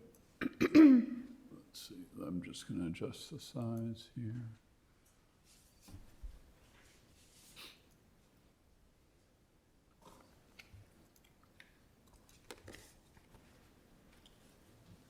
Okay, there we go. Super, thank you. So just like Drew mentioned, I'm going to kind of take you through a little bit of the concepts that we looked at together. We were here on a much warmer day last year when some of these were taken, but you can go to the next slide, Mike. Okay. I think everybody's familiar with where we are, but we're generally here in between the street ends of Glen Avenue. So we've got Sylvan on the south, we've got Glen on the north, and the bridge, the existing bridge, spans over the ravine. The bridge replacement is not something that I'm going to be speaking to tonight, but I think that there's other material that other folks might speak to. We're focusing really just on the bridge approaches. So how do you get to the bridge from the roadway on both sides? And it's a really special area. You can go to the next slide. It's a really special area, as I'm sure you guys all know. These are some photos of the north side. So up here on the north side, we've got Glen Avenue that dead ends into the ravine, and so we have residents here. On the left-hand side, you can see their white picket fence. That bottom image, you can see where the street end is. There's some boulders, there's some timbers, and sort of a loose gravel path that takes you to the pedestrian bridge. Oops. Way too far. So that was the north side. This is the south side. Similarly, we've got Sylvan Avenue here. These are some images of the street end at Sylvan. Again, loose gravel, and it's pretty wide at that area, so it's there's a significant flare between the roadway and the gravel pathway. But there is a split rail fence there, and also we've got a wood deck and wood steps off in the distance there on that top image that brings you down into the ravine, and then that bridge is just off to the right. There's another image of the bridge on the left side image, so you can see all the different materials kind of coming together. It's pretty cramped in there, and so we've got some ideas about how the bridge can be positioned to make it feel a little bit more welcoming and friendly. Okay, next one. And that's the ravine. I stopped out there just before the meeting tonight, and it's full and flowing really fast right now because of all the rain, but it is magical down there. And so I think, you know, we don't want to do too much that takes away from the character of what's there. We really want to do just enough to make people feel safe and welcome to come up to the bridge and cross over the ravine. Okay, next one. So this diagram shows the existing bridge alignment is the black line that kind of goes off at an angle. Sylvan Avenue and Glen is at my left. The north side is on the right. You can see the timber steps that kind of go off into at the top of the screen. But where that bridge currently is angled, we were looking at an alignment that would pull the bridge abutment at the south a little bit further to the east. The reason to do that is that if we bring that bridge abutment to the east, then that gives us a little bit more space at that entrance area where the timber steps are. So we wanted to just give us a little bit more breathing room, so it didn't feel like the bridge just kind of barrels right into the top of the steps. So it's really just a way to get us more space. There are a couple of tree impacts here. The trees that are out there, we've got a stump, a 24-inch stump, so that's not even really a tree anymore, but that's on the left-hand side. And then immediately to the right, we've got a 26-inch maple, which is in pretty poor condition. Most of the canopy has been impacted. And then we have a 4-inch alder is the tree that would be removed. That's working my way to the right, so I'm third from the left at this point. And then the next one to the right is a linden tree. It's 17 inches. It's in pretty decent condition, but it would be impacted pretty much no matter what we would do because it's so close to the bridge. But otherwise, we want to hang on to the trees that are there. You'll see over on the right-hand side of the screen at the north where we felt there was an opportunity for some overlook seating areas that, some understory shrubs could be removed, but otherwise the tree canopy is intended to stay. And primarily we have a lot of maple out there. It's a really lovely space. Okay, next one. So the concept plan is shown here. I've got enlargements of each one, but just to kind of give you a full picture, again, north is to the right, we've got Sylvan to the left, and this shows the proposed bridge alignment, so that one where we kind of cranked it a little bit to the east. Starting on the left-hand side, on the south, what we're showing here is that, right now the roadway kind of, flares into this big gravel area. We're pinching that down a little bit just to protect pedestrians from cars a little bit better. So the green areas would all be native woodland understory plantings, containerized plants, and they would be bordered with a mixed use or a mixed size boulder edging, just to make it look like it's been there for a while, make it look a little bit more natural. And then we've got a couple of bulges in that pathway system there that could accommodate some benches and some trash receptacles, and also a donor boulder, because we know that parts of this or all of this will be funded by a private donor. The gravel material is proposed to be a stabilized, decomposed granite, so it will look and feel just like a crushed gravel surface, but it's got a stabilizer in there that'll keep it from moving around too much. A couple of other things to point out at the south side, as you enter in from Sylvan and you make your way closer to the bridge, there's sort of that second bulge, which also accommodates a couple more benches. There is a retaining wall sheet piling that needs to be installed to hold back the embankment, and we've worked with the village's engineer to provide something that looks a little bit nicer than your traditional sheet piling. I've got some images, but we're looking at a wood cap to be placed on top of the sheet piling, just so it gives a little bit more natural appearance. And then also continue the split rail fencing around so that we've got a continuous look. That's on the south side. Continuing on the north side, thank you, I should have just been speaking to the enlargements. So here on the north side, we've got, just to kind of orient you, that plan on the left. You can see where the existing concrete walkway kind of, continues off to the right. And we have proposed to start our decomposed gravel surface just beyond the bridge. So everything that's got that gray hatch would be that stabilized granite material. We're showing again the mixed size boulders for edging, and then the native plantings, and a space for a bench to have an overlook onto the ravine. As a bid alternate, the inset that's shown on the right-hand side could be a pathway extension. If there was a desire now or in the future to add more seating, that could be accommodated there as well. Next one. So that's the south enlargement area again up close, but this one you can see a little bit better where that existing wood stair timber structure is. So again, just bringing that bridge into that area so we have a little bit more space. These are some images of the materials that we were looking at. So the crushed granite with the stabilizer, it's available in lots of colors. We'd really liked for this to be pretty quiet, so we were looking at something like a gray, but we just showed you red just to, I think most people see that out in the landscape. The donor boulder could look something like you see at the top right, and then the mixed size boulders at the bottom right, with the crushed granite in front, and then native ornamental grass and native plantings in the background. The products and furnishings that we're looking at. So on the left-hand side, we were looking at 2 different bench options. The option at the bottom, what we call option 2, this is the same bench that is specified for the Sheridan Road landscape treatments. That includes some benches at those bulb out areas. And so that, if we wanted to match, we could look at something like that. Alternatively, since this is more of a rustic area, we could look at something that's got a little bit more of a thick wood bench slat, like the one up at the top on the left. Trash receptacles on the bottom, we've got the village standard, that's the bottom right. We've also got another option that we wanted to offer up as a potential.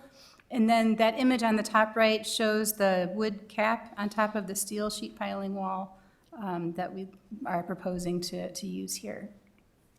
Are there any more? I think there might be a planting one. So these are the native woodland plantings that we would propose to use. Straight species natives, all gallon-sized container plantings. They'd be installed with a soil mix and covered with shredded mulch. That would take some time to establish and weed, but once those things are filled in, they should behave pretty well because this is where they like to be in a woodland area. That is it, and I'm happy to answer any questions, or do I need to turn it to Jeff first? Sure. Go for it, Jeff.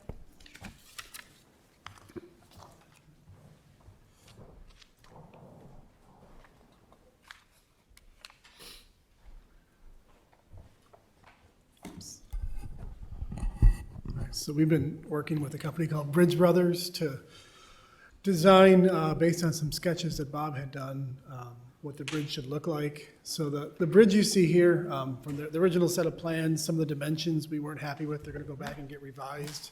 But I wanted to get this group's input before we get their final revisions made. So this one, it's kind of the style of the bridge. It doesn't show on this view the outriggers. I think, Mike, that's probably on the next, in the next sheet? Yep, let me find that. Yeah, the bottom one. So the intent of the design is to have a dimensions, what they're gonna be able to do is pretty similar to the Gurney pedestrian bridge as far as rail height at about 54 inches is the top of the top rail, 12 inches below the deck to the bottom of the bridge. So the total bridge height is, what does that make, 66 inches if you look at it from the side.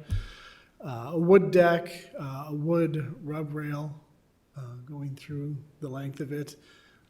The outriggers you see on this plan are intended to mimic the ones on the existing bridge. The original drawings here called them 12 inches wide and had them on every span. We asked for that to be twice as wide or twice as long, 24 inches long, and then do only every other span. So that's one revision that we have looked at from these drawings. Another revision is, you can see on, I think, the color drawing, there's a wooden cladding on the end posts that we would add to the top of that very end of the end post. I don't know, Mike, I don't know if you could find Bob's sketch. Maybe that's probably the... Oh, that's, yeah, that's further. I can move up to that. The best look, and I'm sure the sketch here is better looking than what will get produced, but it gives us a good idea of what the design intent is. Here we go. Yeah. With the mesh panels, the gap, I think it's gonna be a little smaller than what's shown here because the top cord, the top beam, the long one of the bridge is gonna be a little thicker based on the structural design. But this is kind of, this is where what we started with and sent it to them, and they are doing their best job to emulate this sketch. These dimensions here are pretty close to what we're talking about on these sketches. The way that handrail wraps around might be a little tricky on the bottom left sketch, but that is where we started, and I think we're getting something from the company that's pretty close to what Bob had envisioned. So I guess I'm looking for any comments or questions. This is pretty much what it would be, except it would be painted green, the way we have it envisioned now, to match the Moffett Road Bridge, the vehicle bridge on Moffett Road that is just east of here. That color green, and this doesn't have those outriggers that we talked about, but that is kind of the style. That mesh would come down a little bit and leave a little gap between the top beam and the mesh to 4 to 6 inches. But that is kind of the abutment style and the bridge style that we're currently looking at. So the mesh just goes up to the handrail and then it's open above the handrail? A little higher than that. I think the idea that we looked at was having we call it a handrail, but really it's a rub rail. It's not necessarily a handrail on this. Was to have that covering the top of the hardware with the mesh. That might end up a little lower. They talked about the rub rail being about 33 inches and the top of the mesh at 42, I believe. Okay. I say rub rail, there is one on the Gurney Bridge. It's kind of hard to envision, but thing, I guess if you're riding your bike, you would bump into a piece of wood rather than run into a fence. Jeff, have they given you any revision to the depth? You mentioned it was a foot below, and They've told me what it can be. They haven't revised the drawings yet. So your sketch had listed 54 inches from the deck to the top of the top chord. They said they can do that. And then a 12-inch back wall, which is below the deck to the bottom. So we don't have a drawing yet. I wanted to get. you don't know what the overall, because they started off with almost 9 feet, which would Yeah, have been. and that would be 66 inches. Okay, well, that's getting close. Yeah, so it was 9'4", I think, when they started. So now we're at Yeah, 5'6". okay. The outriggers, we said we're gonna go out 2 feet, That is what I asked. every other Every other span, bay, yep. okay. So those spans are like 5 feet, so every 10 feet there'd be an Yeah. outrigger going up. both 5 feet, ends. the kids climb on them. Yeah.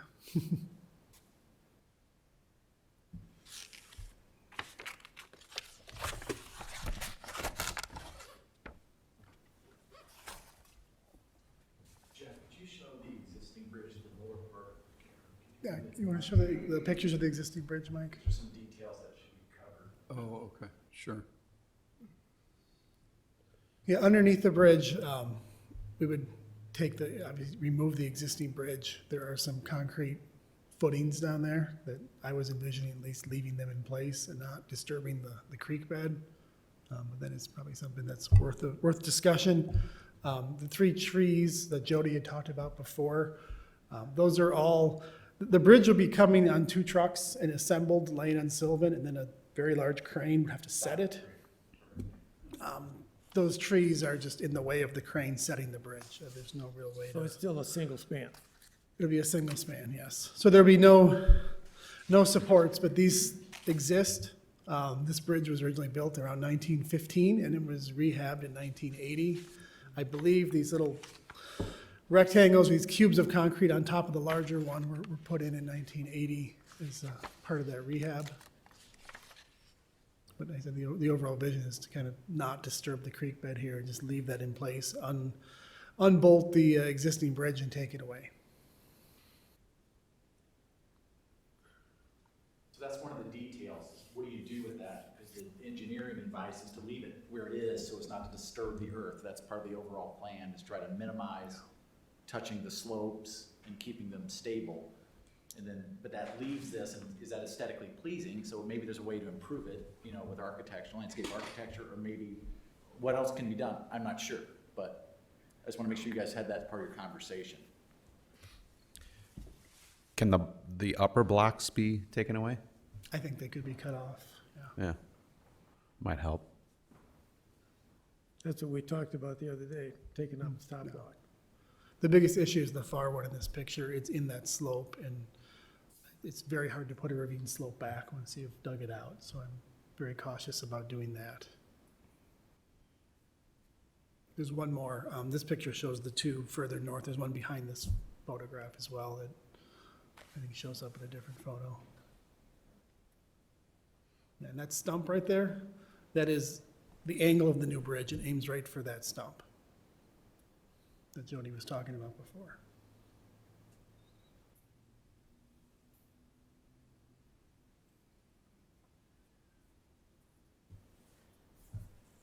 What was the reason again for the shift?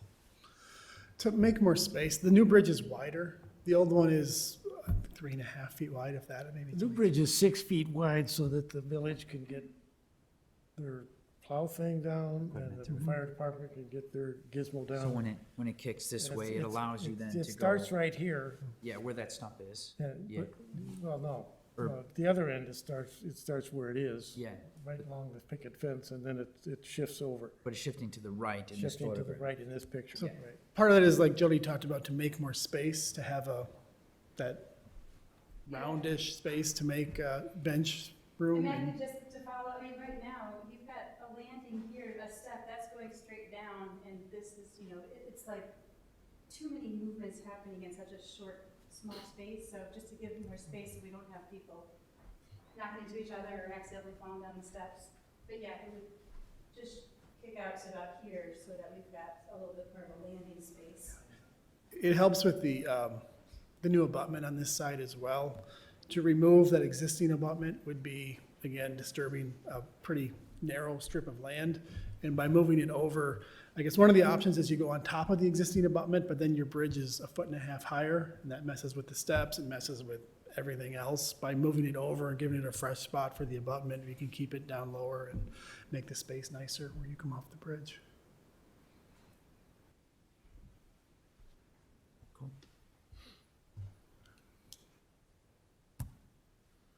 Are we supposed to do something with this today, or just to? Well, yeah, we probably want to hear from the neighbors, right? Oh, too, okay. before- Okay. But what I would like to get out of this meeting is any comments on the bridge, so we can get the drawings Yeah, revised to a final form and then bring them to you at your next meeting. So hopefully you can approve them, and then we can order a bridge. Have they reduced the member size to the top? I haven't gotten that detail yet. You don't know yet? We gotta pay them every time they redo the drawings, so I was trying, like, I wanted to get your input and then have But they another were revision 8 by done. 8 at one time, I don't know what But I they think are. it's down to 6, because the original drawing was an aluminum bridge, and by going to steel, they can make them smaller. I don't have that drawing yet. So Okay. What's the deck material? maybe wood.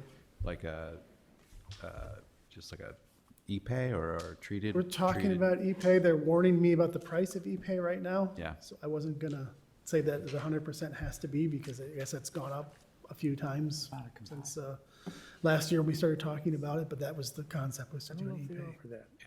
Do they Otherwise, offer it would be composite, just a Jeff? treated decking or something? Do they offer I composite? think they do. I don't know that we do composite decking. I don't know, people don't like the way that looks over time. I think we were pretty set on something that was Yeah, wood. the E-Pay was, Yeah, that would be, what I think we would all they're prefer. still gonna do the end posts, they're gonna wrap those. Wrap them with the, yes. And the steel would be just galvanized and left to weather? It'd be painted green is the way it's envisioned. Green like the Moffett Road Bridge, which is, 1,000 feet east of here. The thought there too was this is an existing green bridge. I think the village board trying to carry over some elements from the existing bridge, which is why we have the outriggers on them, and I think that was part of the color discussion too. The Gurney Bridge is that rusted color, and I don't think that was really what was envisioned for this one. Core 10 would be an option, but you discarded that. The idea, Art, when the whole thing first started, was to make this, at least in memory, kind of like what's there. Although what's there is made out of pipe and fencing, and, just wood planks. But at least the appearance-wise, which is why the outriggers are there, those outriggers are actually doing something. These outriggers on this bridge are doing nothing except just decoration. Again, that's just to kind of memorize what the original bridge was. Yeah, I'd say nothing's been discarded. That's why we're here getting your input, so we can either move forward on that path or change.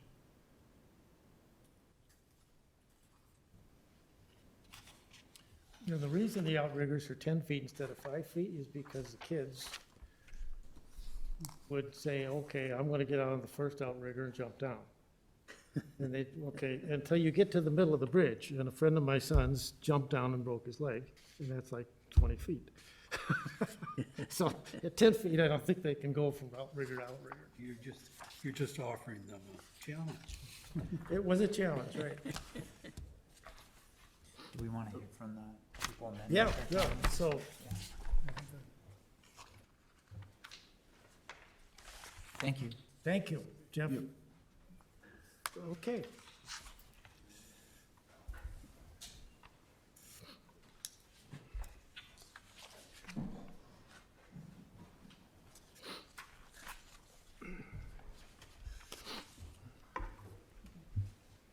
Good evening. I'm Julia Fisk Parker. Yeah, I'm Jim Parker. We live at 463 Glen Avenue. We are the house closest to the Glen Avenue Bridge. We've been there 32 years. We actually own a pretty large piece of property. We go all the way down to the creek. That's our personal property. We agree we need a new bridge. We put extensive work into ravine restoration, our own ravine restoration in 2019. It was done 30 years ago, and we redid the whole thing in consultation with George Russell. And we just first heard about the Glen Avenue Bridge a month ago. Even though the village has been discussing it, and you all have been discussing it for a year, there's been very little attempt to get any neighbor input. We hear there's an anonymous donor who decided, because this was, as you know, the history of this is that it was originally slated to be done in 2027 in the village capital budget for $300,000. And somebody came in and said, I'll give you $400,000. I want a green bridge with the, posts on the outside to memorialize it, and I want it done this summer. That's what we understand. There's lots of speculation since it's all anonymous. I don't understand why we didn't establish a Friends of the Glen Avenue Footbridge project that would allow anybody interested, and I think there are many of us, to donate, to add to the beautification that takes place to these other things. I brought some pictures. If you look at what's on the Sylvan Bridge, there is a plaque, a small plaque. It's actually not on the bridge, it's a post. But it said, funded by gifts from Doris and Eleanor Vliet, the Lake Bluff Open Lands Association, and generous friends. So the plaque there includes community involvement and donations. We would like to see that happen. I think that could add to the overall beautification project. There was, and to our knowledge, no attempt so far has been made to establish a community fund for this. It sets a bad precedent also. Let's say you need the gazebo repainted, and I give you, more money that's in the capital budget to paint it pink. If you went off the Glen Avenue footbridge, you would have to take that because you're providing relief in the capital budget. We just find that rubs us the wrong way. I also think that our property lines on the Walshes should have been added to the conceptual drawings. Those benches go right up, look in the Walshes windows, and are right across from our living room. It appears that the native woodland plantings and the removal of the large maple are very, very close to our property. We oppose these benches. If you look around the ravine from Evanston all the way down to Sylvan, there's one bench. It's right off the Sylvan Bridge, but it looks down the ravine. It's not next to anybody's house. And the idea that people would be there is very troubling. You've also proposed steel retaining walls on both sides that are very ugly in our view. We brought pictures, and I'll leave all this copies of both sides of the ravine, what it looked like today, on a sunny day, or not a sunny day, sorry, on a rainy day. This is from our house, this would be from the Welshes. There's no steel showing, there's no steel retaining wall. We've actually had a chance to work in consultation with the guy who did ours. And there are ways, there's a proposal, in terms of the North Avenue, that ravine may not be sturdy enough to hold any of this approach material without substantial supplying kind of a ravine renovation and rebuilding. Green Concepts, the people who did ours, I think they did a good job, proposed to something like installing new railroad ties similar to the ones on the east side of the bridge. A new retaining wall would secure the top of the ravine from erosion with moving west from the new bridge. The top of the ravine will then be backfilled along the proposed retaining wall to create a nice level grade. We'd like to see some of that considered for the south side as well, rather than the steel wall. And overall, it seems to have been very rushed without a lot of neighbor input. Yeah, no, I think that's a big issue we have, is that we just heard about it at the last minute, and obviously putting park benches, across from our living room is an issue with us, but it's even more so for the Walshes because it encroaches on their property even closer. So it just seems like there should have been some consultation with the neighbors on the whole issue. And I think, when we were talking about those concrete pads that were considered to be left behind, really how this ravine is used is by a lot of families walking from Evanston through the ravine or coming down these stairs. And that's a main thoroughfare right there. And I think if you want to say, how could you really improve the ravine and its value to the community, getting rid of the big slab on the, which would be the south side, would really be a big improvement, because there's a little path that people come and they travel down from Evanston, they wind their way back up and get on Sylvan. And it's used pretty extensively in that fashion. So I think overall, there's just ways to improve this. And it can be improved by talking to the neighbors and the community, get some input. And what Julia is referring to is the retaining wall. We all kind of, the Park District battles that because it's a lot of erosion. And that has to, that should be addressed now at the same time as you're putting this bridge in. There's just, it's a dynamic process back there with the water, and this would be a good opportunity to shore it up and do it in such a way that it enhances the beauty of it. And that's what we're concerned about, the steel pilings that would be put in there. Yeah. So. Okay, well, One question, where on this is your property? Are you the owners of the white picket fence? Yes. Yes. Yeah. Okay.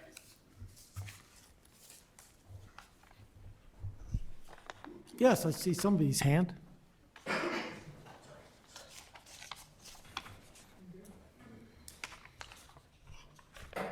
You guys are working late. My name's Paul Witt. I live on the other side of the bridge, opposite the Parkers. And I just want to first of all, I want to thank whoever that donor is. High compliments. It's time for that bridge to get fixed. And whoever that is gets a pat on the back from me. I also appreciate that. I know it was late, I guess, but I appreciated the drawings that came and the notice for the meeting, and I also appreciated the revision when the meeting had to be postponed till today. So I was pretty happy with the stuff that I got from whoever sent it. I guess it was your committee. When I read the drawing, I thought I was reading that it was to be built of aluminum, but am I wrong? Is it now steel? I believe it was originally, there was a design in aluminum, but we're going to steel, right, Jeff? Okay. The original design that came up with aluminum Yeah. was significantly taller. We thought Okay. that was out of scale with the ravine, and to make it steel, they could make it shorter. Okay, it's not a complaint.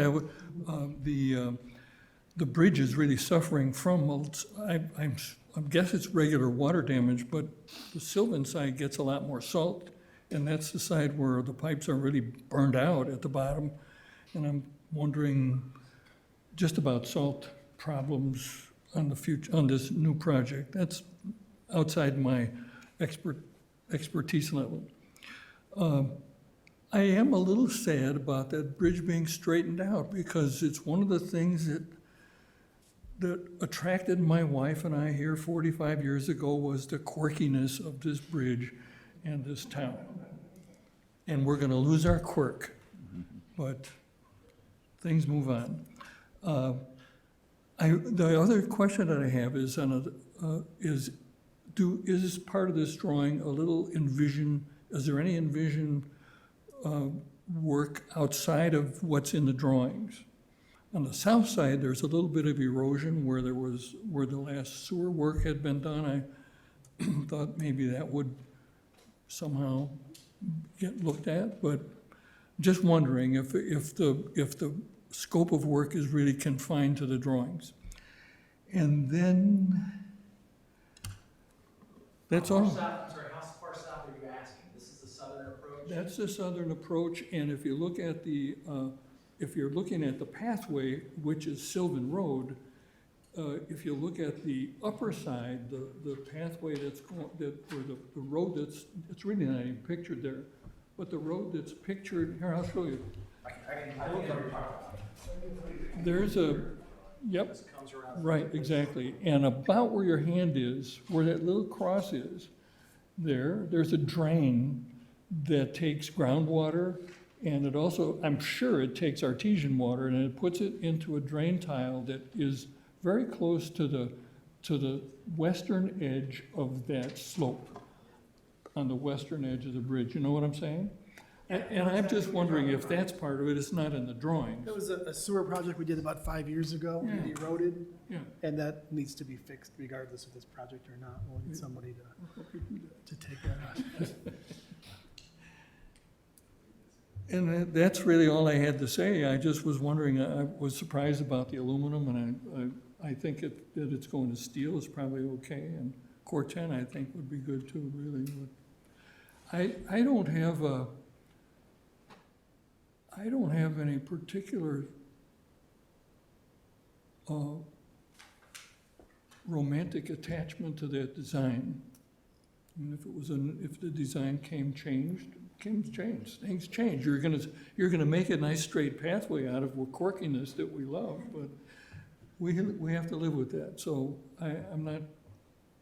Drew, where is the sidewalk on Glen Avenue on the south side? That is the sidewalk. Glen Avenue. Yeah, but no, where would it be? Well, this is actually not Glen. It's wrong. No, That's Sylvan. Yeah, so, yeah. So if you came off this, would you take a right to get to the Up here? sidewalk would be up there? Yeah. Yeah, so it doesn't line up with the sidewalk because it takes this turn. Yeah. You don't So there's still some asymmetry, Okay. if that helps. Fair enough. And then I'm really happy. Mr. Witt? Anyway, thank you. Mr. Witt, so one thing that talked about the previous applications that were heard before this item, we were talking about exterior lighting as well. Yes. And we were talking earlier on the north side, there's a overhead lamp. Yep. That's on all night. Yep. There's not the same on this side, I presume. Well, Do you there have any is. feelings towards lighting? No, there is one. It's on the other side of Sylvan, at the end of Glen. It's there. But my recommendation regarding lighting would be, if these folks that live near the school, they moved in when the school was there. It's like moving to O'Hare and telling people, I want the jets to stop. So, but what you could do is put a shield on the lights that put direct lighting off the house. That's a simple solution, doesn't cost much. And it would take the reflected light, you can't do much about, but direct light, you can put a shield on it, done. Noted. And regarding this one, I like that there's a little light around there. Sylvan's quite dark street. And the benches? The benches, I have no objection. Yeah, I know the Parker's bench, the benches are closer for Parker's house. Yeah. But they, in all fairness, they really aren't aiming at your living room. They're kind of shoulder on to your living room. Well, let the Walshes talk about. And besides, if you were gonna have a party there at your own house, you could have a nice crowd out there. Great, great. Anyway, that's me done. Thank you very much for But listening. I had just a question about this street, because this is a little thoroughfare for kids riding bikes. And they, you know, if we're gonna make the bridge wider, they're gonna come that much faster. And if now you're kind of talking about taking a left-hand turn and then having to take a right-hand turn onto Sylvan and then onto the sidewalk. It's not this one, it's the. Go to the south approach, please. The south. Okay. So right here, if I'm envisioning this right, that's why I was asking, where's the sidewalk on the plan?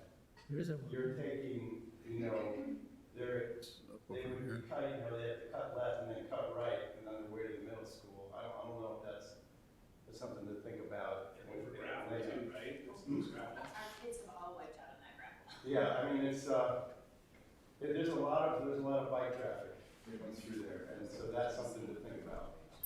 Well, one of the one of the comments that we were trying to work with is that people and vehicles will park here from time to time because the berth is so open. And that the idea was trying to pinch it down. That was the design goal. There's not many cars that go up there. I don't think people park there. The most parking you get there is the village truck. Taking the garbage. I see that, yeah. I think it's helpful. Ken, there was a question about where the property line sits on the north, and I'm happy to point it out if you want. Yes, please. Didn't have my pointer when I was back there. Okay, so I'll stand here so y'all can see better. This line represents the white picket fence. This here represents the right-of-way line, the property line. I think, or it's close. This is the Sidewalk. This is the sidewalk here. So today, What you said, about 6 feet off? 8.5 feet behind the sidewalk. the property line's 8.5 feet this way of the sidewalk? Oh, so the fence is within the right of way? Gotcha. So that tree kind of over there, These? on the far left. That guy. So the property line is about 2 feet, that tree's on village property about 2 to 3 feet. Okay, so then we would estimate that the property line is somewhere like around here? Farther down. Yeah. Down here. Oh, that tree. Today, so the street end is here. Today, there is a small path that kind of, winds through to here, and so this widens it out. But yeah, just like the gentleman said, this bench here is aimed to view the ravine. There's landscaping in front of it. It's just a concept. That's why we're here, is to repeat that. That is very steep right there and very unstable, so you put a bench there. You're encouraging people to go down into the ravine. We had a big tree fell over last spring and took out our fence all the way across from the other side of the ravine. Huge trees. So I think it behooves you to go back and really study how strong that is at that end. Yeah, and the table, the top of the slope is, the tableland is up here. So this is really at the top. So the slope doesn't happen until about here. Right, the bench to face, you're saying, people who get up from the bench and wanted to go in the ravine would go right off that. Oh, I mean, I suppose nothing's stopping them from doing that. We're showing the mixed boulder edging here to, keep people from hopefully doing that. But I mean, I suppose that anybody certainly could, just like they do today, walk in here. But, this is positioned to be at the tableland with an edging of boulders, just for a sense of edging. You're saying that entrance there is because it's definitely not where it is today, right? So that's off of the road. This here, so, Yes. yeah, this is the end of the road. So the edge of pavement is here. No, it doesn't look like it's drawn correctly, because the edge of the road goes really up into the There's an existing plan. Not in, I was looking for the, Is that in your presentation, or? Yeah, this one, that's here. Right there. Sorry. Yeah. All right, so here is the edge of the road today. And today there is a little path that comes through here. And so what we're showing is, do you see this little cluster of trees? These 3 trees? You'll see that again on our plan. But the bench is generally in this area. And the top of slope is about here. So go back to the, did you go back to the enlargement? Yeah.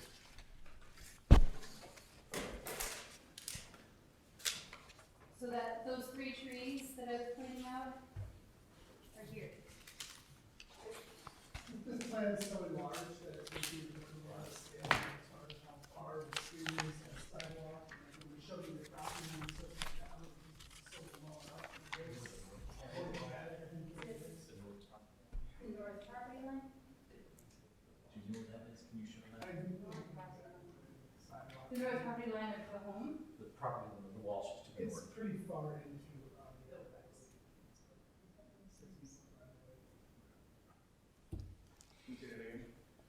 I believe it's a 60-foot right of way there. And so the width of the existing road is probably what, 30? No, 24, so. I don't understand. The right of way of the street, the village piece of property is wider than the street. Yeah, understood. So it's probably 30 feet from the center of the street, north and south. If it's 30 feet, our house is sitting on it. Well, it's, I mean, I think the whole point is if you put the, the neighbor's property line in the drawing, you maybe have a perspective about how close you're pushing it to your, to the neighbors. Understood, yeah. Yeah. And that's, I think, why we have concern. And it's not, it's, so for perspective, right, and this is, it's that perspective that's, maybe it's kind of useless, but when I look at this, and if I look at it and think of it as scale, our house is right here, which means people who sit here will look into my dining room and my children's bedrooms. And so what I'd ask is, what other public benches exist in Lake Bluff that are within X feet of someone's, of children's bedrooms? And if you go here, I just presume, again, I can't tell because I don't know where our line is, but if you do this, I could probably hand these people, hot dogs off my grill. And I'm not kidding, right? And so, and then if people sit here and they observe the comings and goings of these 4 houses, I think it's pretty easy for them to perhaps do something nefarious. Well, and so I'm curious too, as Jody said, the bridge, she wants people to feel safe and welcome to come up to the bridge and cross the ravine. So I'm not sure how benches came into call at all. Like, why would benches, are we gonna put a grill in that area on the south side where there's so many benches and, have people hang out? I don't know that I see the need for bridges. And then, for benches, yeah, and then, Drew also mentioned, it's just a concept, and, when you have money, you might want to look at things that can be done. But if the erosion is such that, the ravine needs to be shored up, and then I think just to mask the kind of steel, pilings and everything that we're going to be looking at with the new bridge, it might make more sense to put in more plantings there and, shore up the erosion in the ravine rather than, put benches that I don't know, hopefully wouldn't get used, because if they do, we're going to put our electric fence and have our dogs come right up and bark at them. But, it doesn't make a lot of sense, to us anyway, when we, first heard about it and saw it. And we should have prefaced all of this, which we're thrilled about the bridge, right? We all- were oh, thrilled about new the bridge. bridge. This particular aspect of it, we feel really, although I'm sure it's within the village's rights and the village's property, it really encroaches on privacy, our privacy needs. And these are spaces, their side yard, right over that white picket fence. Their extended family spends time out there to encourage people to observe. We spend a lot of time in our backyard. This is right in our backyard. I actually took a picture last night. I said, Lily, you know, go in your bedroom and turn on your light. I'm gonna go right where the bench is and take a picture of, you know, you. And she's in her bedroom window and she's seeing, she's like, is that you? She said, I'm really creeped out. Is that you with the flash on your camera? She's texting me, you know, that it's really close. You know, it's just, it's a really awkward kind of situation for a bench. Well, that's why I think we'd love to see this with our property. No other request that Julie put forward. But regardless, I think it's the precedent for any other public bench in Lake Bluff within this proximity to private residences. To Mr. Witt's point, he's less concerned about the benches on the other side because there's a full street between him and those benches. And by the way, I see you snowplowing the bridge all the time, so you'll be relieved of that when this wide bridge comes. The only other thing I had too with the concrete footings, when there's snow, I just worry about someone getting hurt. I don't know, you know, if those are being looked at being pulled out or not, or what the thoughts are on that, but you know, if there's snow down there when people are walking down there with their dogs, like if someone's gonna trip and fall over, you know, a giant concrete thing that's masked by snow, it just, you know, could be concerning. But that was the only thing on that. Also, they snow plow right into this area. Yeah, they put all the snow right where the bench is. Exactly, that's where they place it, you know, during the winter. There's a big pile of snow. Our kids sled down it and everything, but that's where they go with it, because there's nowhere to go, because it's the end of Glen. I think one of the issues that they're referring to is the street right-of-way is very wide, so there isn't a whole lot when you send it, like in your living room. Yeah. It's not far off, actually. Uh-huh. So putting things in village property close to the edge of right-of-way does put things closer to their home than we expect, you know, in normal area, because their homes are much closer to the line. I did find a map. Show everybody where it is, right? That's your house, and that's the line. Well, and the last thing I'll say is, you know, we have dogs and we walk the dogs all the time, and I don't see a huge demand for the existing benches that are in Lake Bluff, other than the Lake Michigan benches, right? I don't see a lot of people just lingering on the ravines, but I don't want to encourage that on my property or within, you know, a foot of my property. Thank you guys, appreciate it. Can you talk about the condition of the slope on the north side and the south side? Maybe why the pile that was chosen versus something else? So on the south side, I think Julia, you said something about walls on both sides, but really it's just the south side. No, yeah, just. But both sides of, On the yeah. drawing, it's just enough, but nothing's been shown on the north, so I just comment to your attention. Yeah. So we looked at a couple different wall options. There is existing sheet piling further east on the south side of the ravine, and I guess our thought was this would probably kind of rust and fade away with the vegetation. We talked about trying to do a concrete wall. That's gonna be very hard to get a concrete wall poured there just into the face of that ravine. There was a different pile where you drive in, you know, like steel beams and put wood lagging between. I have some concerns about that being undermined by drainage. So ultimately, we decided to recommend the sheet piling wall with the cap. That is on the south approach. On the east side, it's mostly to move that abutment over and realign the bridge.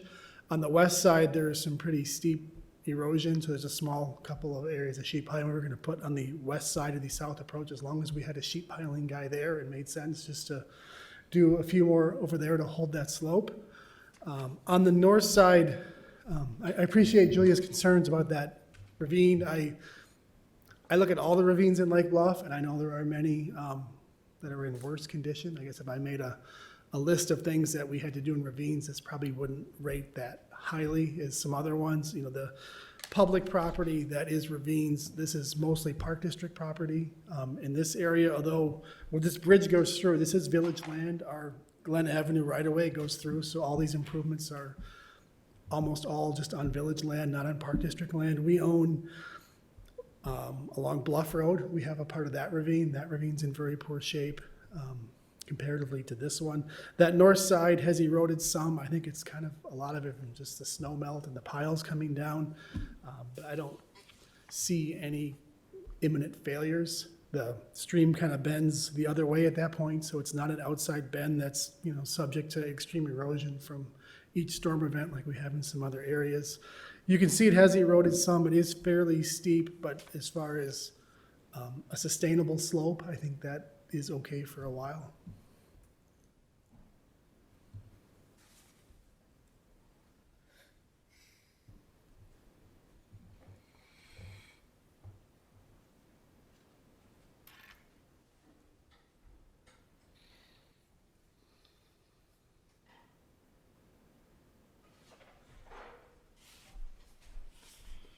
Well, I have one question on the south side, the need for the pilings, is that because you're trying to expand and create a seating area? And if you eliminated that, would you be able to, set the bridge down, without them? Go to the south side. It's something that Joey commented before, to get the bridge away from the steps. Right.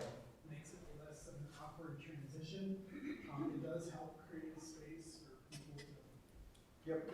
I guess my question is if the goal is to create the sitting space, and is that creating the need to put the pilings I in? think there would be a need for some pilings anyway. I think you could, if we didn't want that space, we could probably shrink it some, but the way that slope is, there's a very narrow spit going to the edge.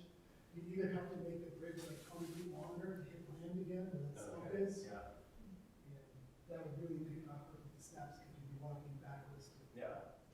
And we haven't talked about it, but in addition to the sheet piling on the east side of that landing, there's also a lot of erosion happening up here on the west side.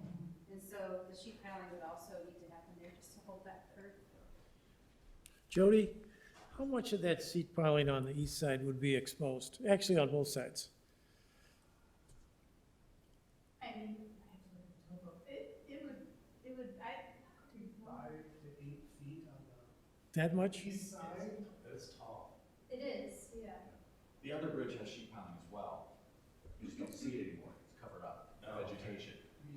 On the west side, it would be less. I anticipate when they put the piling in, anything here, you're gonna lose a little soil, and then you have that little triangle then coming up against the piling, you're probably gonna lose some. Yeah. But we also anticipate vegetation growing up. Well, and I'm not a structural engineer, but I know sheet piling comes in different materials and different colors. Like there is the steel kind, and there's also it's sort of like a plastic type, it's a durable one. But anyways, they come in, like Botanic Gardens rebuilt all of their islands with the plastic sheet piling kind. Anyways, they're available in brown if we wanted something that disguises it a little bit more. I'm trying, when we did on the other pedestrian bridge, when that was done, I think that was done after the bridge was installed at a necessity, but it was. Hold up Silver Road. Yeah, but once it was in, by the summer, it was covered with vegetation, it was invisible. I don't know if we would be able to achieve the same with the canopy cover on this bridge. I don't know. Well, you can certainly landscape more in front of it. Right here. Sure. But of the alternatives, this was the least destructive, right? Instead of doing what'd you call it, lag bolts in? Wood lag in between. Yeah. The soldier pile wall.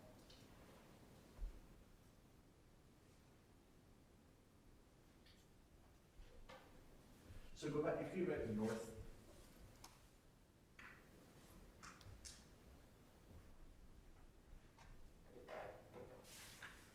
So, like I started off talking about, this is like, every half century or so, you get a chance to weigh in on a project like this, a public improvement. So the idea, this is a concept. This doesn't have to look this way. I think Bob, your first version of this actually had the split rail following it around, right? Yeah. Yeah, but does that obstruct the view into the ravine? Does it provide a barrier to keep you from going down? I mean, that concept could be installed as well. I mean, I think this is something that we wanted to throw together. I talked to Jody about this, presenting this as an alternative because you'd only have one shot to do it. And so, but it doesn't mean it has to happen. It's only a concept. So there's no requirement that any of this happens on the north side in terms of these additional gathering places, but they could. And I would say, based off what we're hearing for the cost, if we're trying to do the e-pay and that this would be something that likely would even, if this was approved ultimately by the village board, then that probably wouldn't happen with this process. It would be done later, maybe another donation, maybe Friends of the Bridge, maybe this happens down, or not at all, right? It's just saying that right now, I'm guessing the budget probably won't allow this to happen, even if it was part of the overall plan, based off what we're hearing thus far. Just the construction, the materials are just so unpredictable. Just to put my 2 cents in worth, I was not really a fan of the stuff on the north side, because of just what the neighbors are saying to a certain extent. But, I mean, I've lived around the corner from you folks, and we should know each other, but we don't. We've met you at the Criterion. Okay, that's right. Anyway, I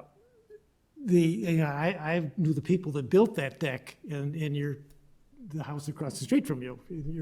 And so I agree with that finger starts to get, part of your deck. Although when you stand there, it's really not. But it feels like it is. I don't think that it's worth the money. I'd rather spend the money getting the right decking on the bridge, and keep things more simple and less formalized. I like the other side. I'm not crazy about the sheet pile, but I mean, Jeff and I have talked about that ad nauseum, different ways to support this bridge. And that seems to be the best solution for that. Yeah, and Jody, I don't know, like a simplified version of this could have, is it necessary to have the boulder edging to keep it, the crushed material in place? Or is that? It helps, but there's other edging materials that we can specify. But no, absolutely. I mean, just being out there the few times that I've been, it's a pass-through place. Mm-hmm. Kids are on their scooters and bikes, and everyone's kind of walking through. So it doesn't need to be that wide. I think that we do want to continue to provide access to both the sidewalk and Glen Avenue, but that bulge doesn't have to be so bulbous, for sure. I don't think it has to be that far out, and I'd rather see the fence continue along there. Just make it like it is, like repeating Almost, what's there. that's a wide version of what's there. Yeah. And for reference, I don't know if this is helpful, but I mean, we just aren't big enough to show the property line, but this is the utility pole, if that helps Yeah. anybody get oriented. But yeah, I mean, I think that, this can certainly shave down, just like Drew was saying.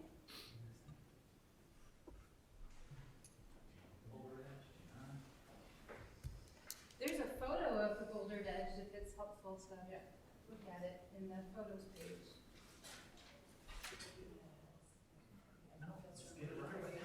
Right there. Go back.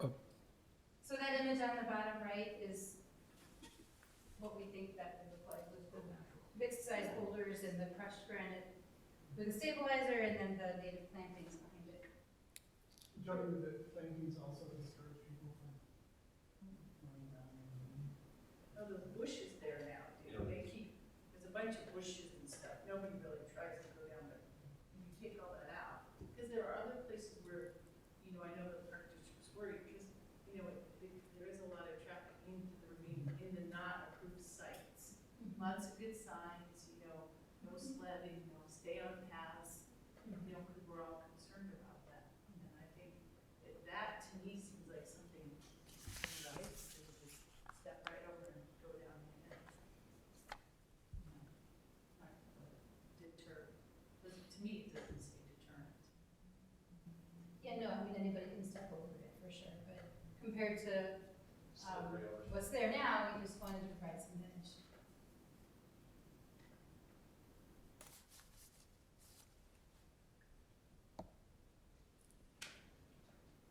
So what's the process for revision of the plan? So I think there's two elements. So the landscape architecture, I don't think that is on a track that needs to get resolved immediately. Because there's how long's the lead time on the bridge? 20 weeks. 20 weeks. So the idea, it sounds like people are comfortable with the bridge design, where it's going, and yes? But the length of the bridge is I mean, it's kind of integrated, because the length of the bridge, you know, determines where the landing's gonna be and everything else. So, I mean, seems like you have to have a whole plan together, at least for the south side. Because that's where the Which is gonna land, right. Yeah. And you take the current bridge, lines up with the sidewalk, you are changing that. We're changing that traffic flow. Yeah. When you come off the bridge, you go through the gravel crossroad, you're on the sidewalk. And as you have it now, you will have to double back to get on the sidewalk. I mean, I'm too concerned about the bikers. I don't know if it's better or worse. Yeah. I'm concerned about that. That's a major thing. Yeah, stay there. Go back, yeah, no, the next one. What about this one? No, It's no. just- No. But it's gonna Not be this one. wider, it's gonna be really wide.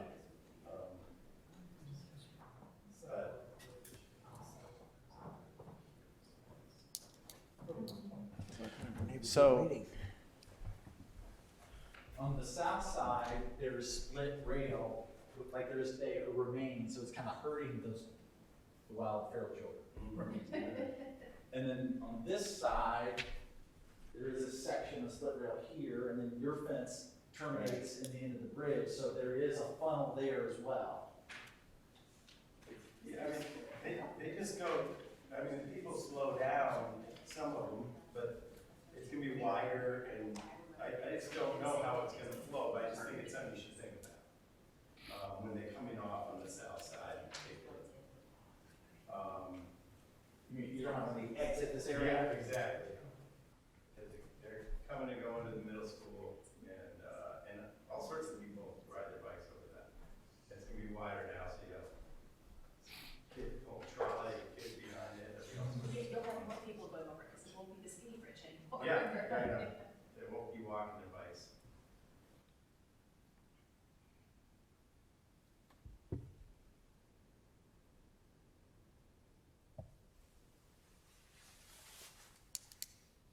I mean, I guess one thing can be done is that this western return could be opened up. Clear it out. I don't even know where like the sidewalk lines up, so it's just something to lay out. I think it's so off. Am I right? Yes, Well, with this bridge design, it lines up perfectly with the south sidewalk and the north sidewalk. The bridge does, but not. I understand that, but that's how you can picture it. By looking at the bridge, because the bridge is lined up with the sidewalk. You still have to zigzag back to Now, get to it. the way it's designed now, it's a little zigzag. But it's a 6 and 6, if you ask me, kids will slow down a little bit to go around a curve. If there's no curve, they'll go even faster. So I don't know which is dumber. Or just where the benches are located and all that, that's, you know, the pitch. You know, there's no dimensions, I don't know what we're thinking about, but there's a lot of bike traffic.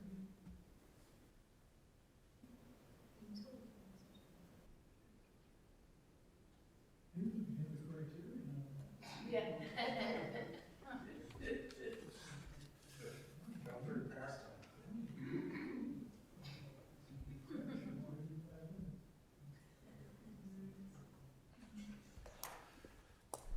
So Drew, Yeah. just in order to kind of move things ahead, Yeah. what we have to do is. So you know, at the end of the day, the sooner we can order the bridge, the better. But the sooner we can order the bridge is the sooner that they get their information to us. We can't, Well- it's kind of like the lights, and so I don't know when they have promised, when's Aaron going to get back to you? If you're all okay with the changes in the drawings you have in your packet that we discussed, I can have them redo the drawings for the next meeting. Bring it back at the next meeting next month. That's what we should do. I think those are good.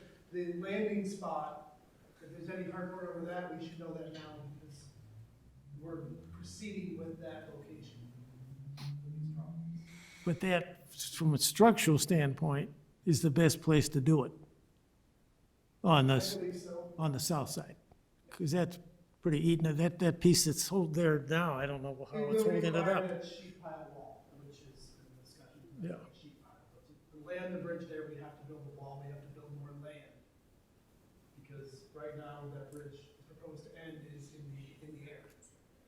But if you kept it where it is and didn't drop it further east, We would still need some kind of wall because the bridge is wider. It would require a lower. And the feeling is eroded or just, maybe it's just how they built it. It's only as wide as that bridge is when you get off of it, and it's all the land we have. So to make it wider, we either have to go much further lengthwise, further south to find out where the land lines out, and land there, or we have to put some kind of wall.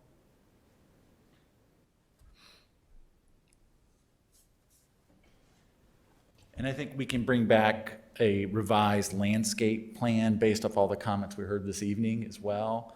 I'm thinking in the north side, I don't know if we can do another neighbor check-in midway in terms, I don't know, I'm thinking, would you want to see a split rail fence in front of the ravine or not? I mean, you have that, the charm of the white picket fence is not the same to me as the split rail. I think the split rail detracts visually. That's I my, think keeping people from going into the arena would be something that's important too, in terms of erosion. but to your point, can you do viburnums? Can you put something there, something vegetation to help establish that? The current stuff works fine. Yeah. The what, I'm sorry? What's there now is a big deterrent. It's super hard to get through. But I don't even know what it, was it just volunteer stuff or is it honeysuckle? Yeah, well, Is it? yeah, and I think, you know, initially we were proposing to remove the volunteer shrubs to provide that view, but what I'm hearing is we don't necessarily need to do that, so if we just leave it alone and just redo the pathway with. I like the price of leaving it material, alone. Lower cost, So. yeah, so I think that makes all those points. Okay.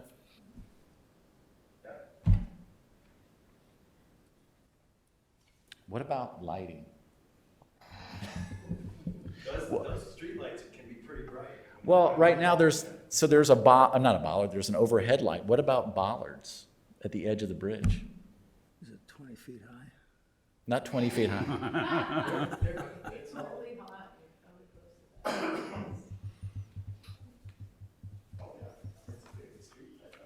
You know, for walking at night, it would seem to me that to have some light that's low, you know, like on the bridge, you know, along, you know, light space that illuminate the surface you're walking on isn't a bad thing.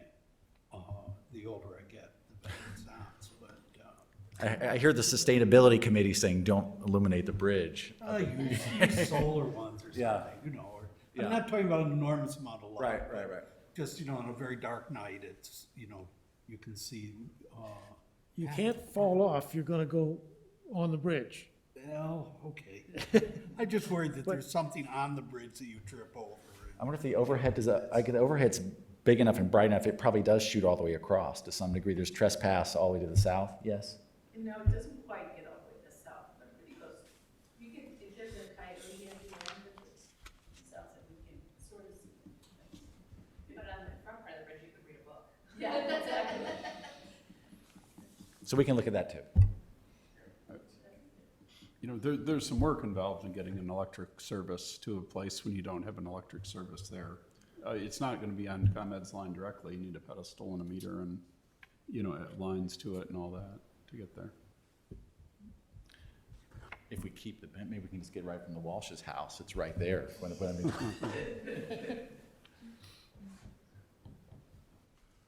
So, yeah, I don't know if there's any other feedback. I think there's a lot of good direction here, and south seems pretty good, other than trying to figure out what's the right amount of flare, and the north is, I think we have a clear idea on that. So that's, I don't know if there's any other feedback. Anybody got any other? You guys covered it. Just one question. Did I understand that an individual is donating money and in a requirement of the donation is that the bridge be green? No. So I think that was said, but I think the idea was, the early direction from the village board is make it look like the existing bridge, right? Which is kind of a nod to the original wooden bridge that was there, that was similar architecturally, that it had those, what do you call them? The green bridge is more expensive than the Sylvan Bridge that you had proposed originally. I think the village, we had plugged a number in there, in the budget, a capital, yeah. But that probably, I don't know if we can buy a bridge at that price today. It's something just like the Gurney Bridge, and probably would fall short now with the inflation in the past couple Yeah. of years. But So I think conceptually, we were gonna do something like what's there with the Core 10 steel, something very similar to that, but I think we get a better, more charming bridge that looks more like what's existing with the donation. And the village can do some other work that would probably not ordinarily have been done in terms of the improvements that you'll see. But it is a non-exclusive, so if somebody's willing to give more to do more, hooray, let's do it. So, Anybody But I think- have yeah, any yeah. other comments? Okay, you'll see it next month. good. Thank you. So we have the sign at 105 Albrecht. Our applicant has been patiently waiting online. Oh, okay. Oh, this one. Oh, we got Yep. one more sign, yeah. Okay, we got one more thing to do. Thinking about us getting older, about somebody driving a car. Yes, can you hear me? This is Paul. Thinking it's a This used to driveway, with elevated driving sign. right out there. Hey, guys, Same things like that. We have one more. Okay, Paul, thanks for patiently Yeah, we waiting. got We're one more. ready to hear your presentation if you have something to say about your sign. Just a brief statement. This sign, the basic, all the size, location was already approved. Just updating. I read in the paper today that life storage was just bought by some of the, so this is probably gonna be a short-term design bill. Hey, Drew, could you guys maybe step down We to the have foyer or something? Hard to hear the virtual people online. Yep. Okay, thanks. Yep. good night. Can you hear me? Yeah, Give us 1 second, Paul, and then it'll be quiet here and we'll be able to hear you. That's okay. No rush. Go ahead. Yes, this is the same size sign, same location. We're updating, instead of just a generic storage, it's actually the Life Storage brand, which will match what's already on the building.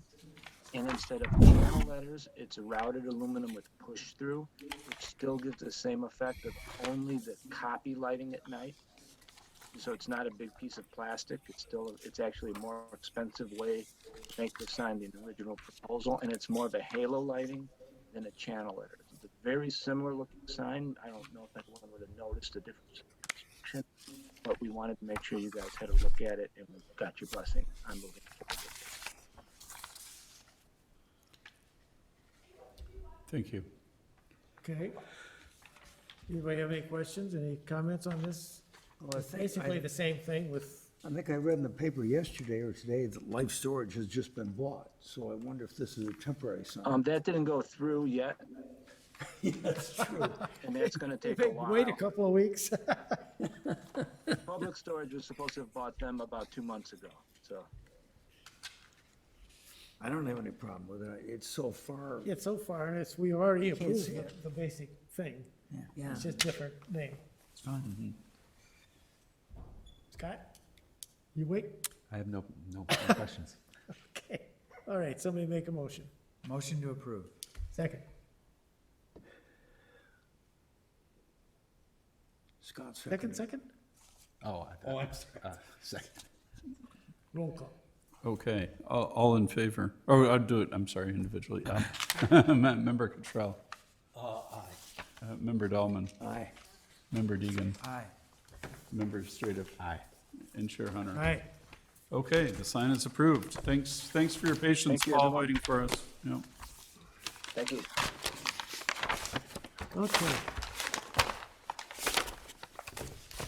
So, Isn't the possibility of Do we want to make a motion to adjourn? yeah, Motion to adjourn. be some okay, we're done. Okay. All in favor? All in favor? You like my sketch? I love your Okay, the sketch. meeting is adjourned. It's awesome. Yes, yes, yes.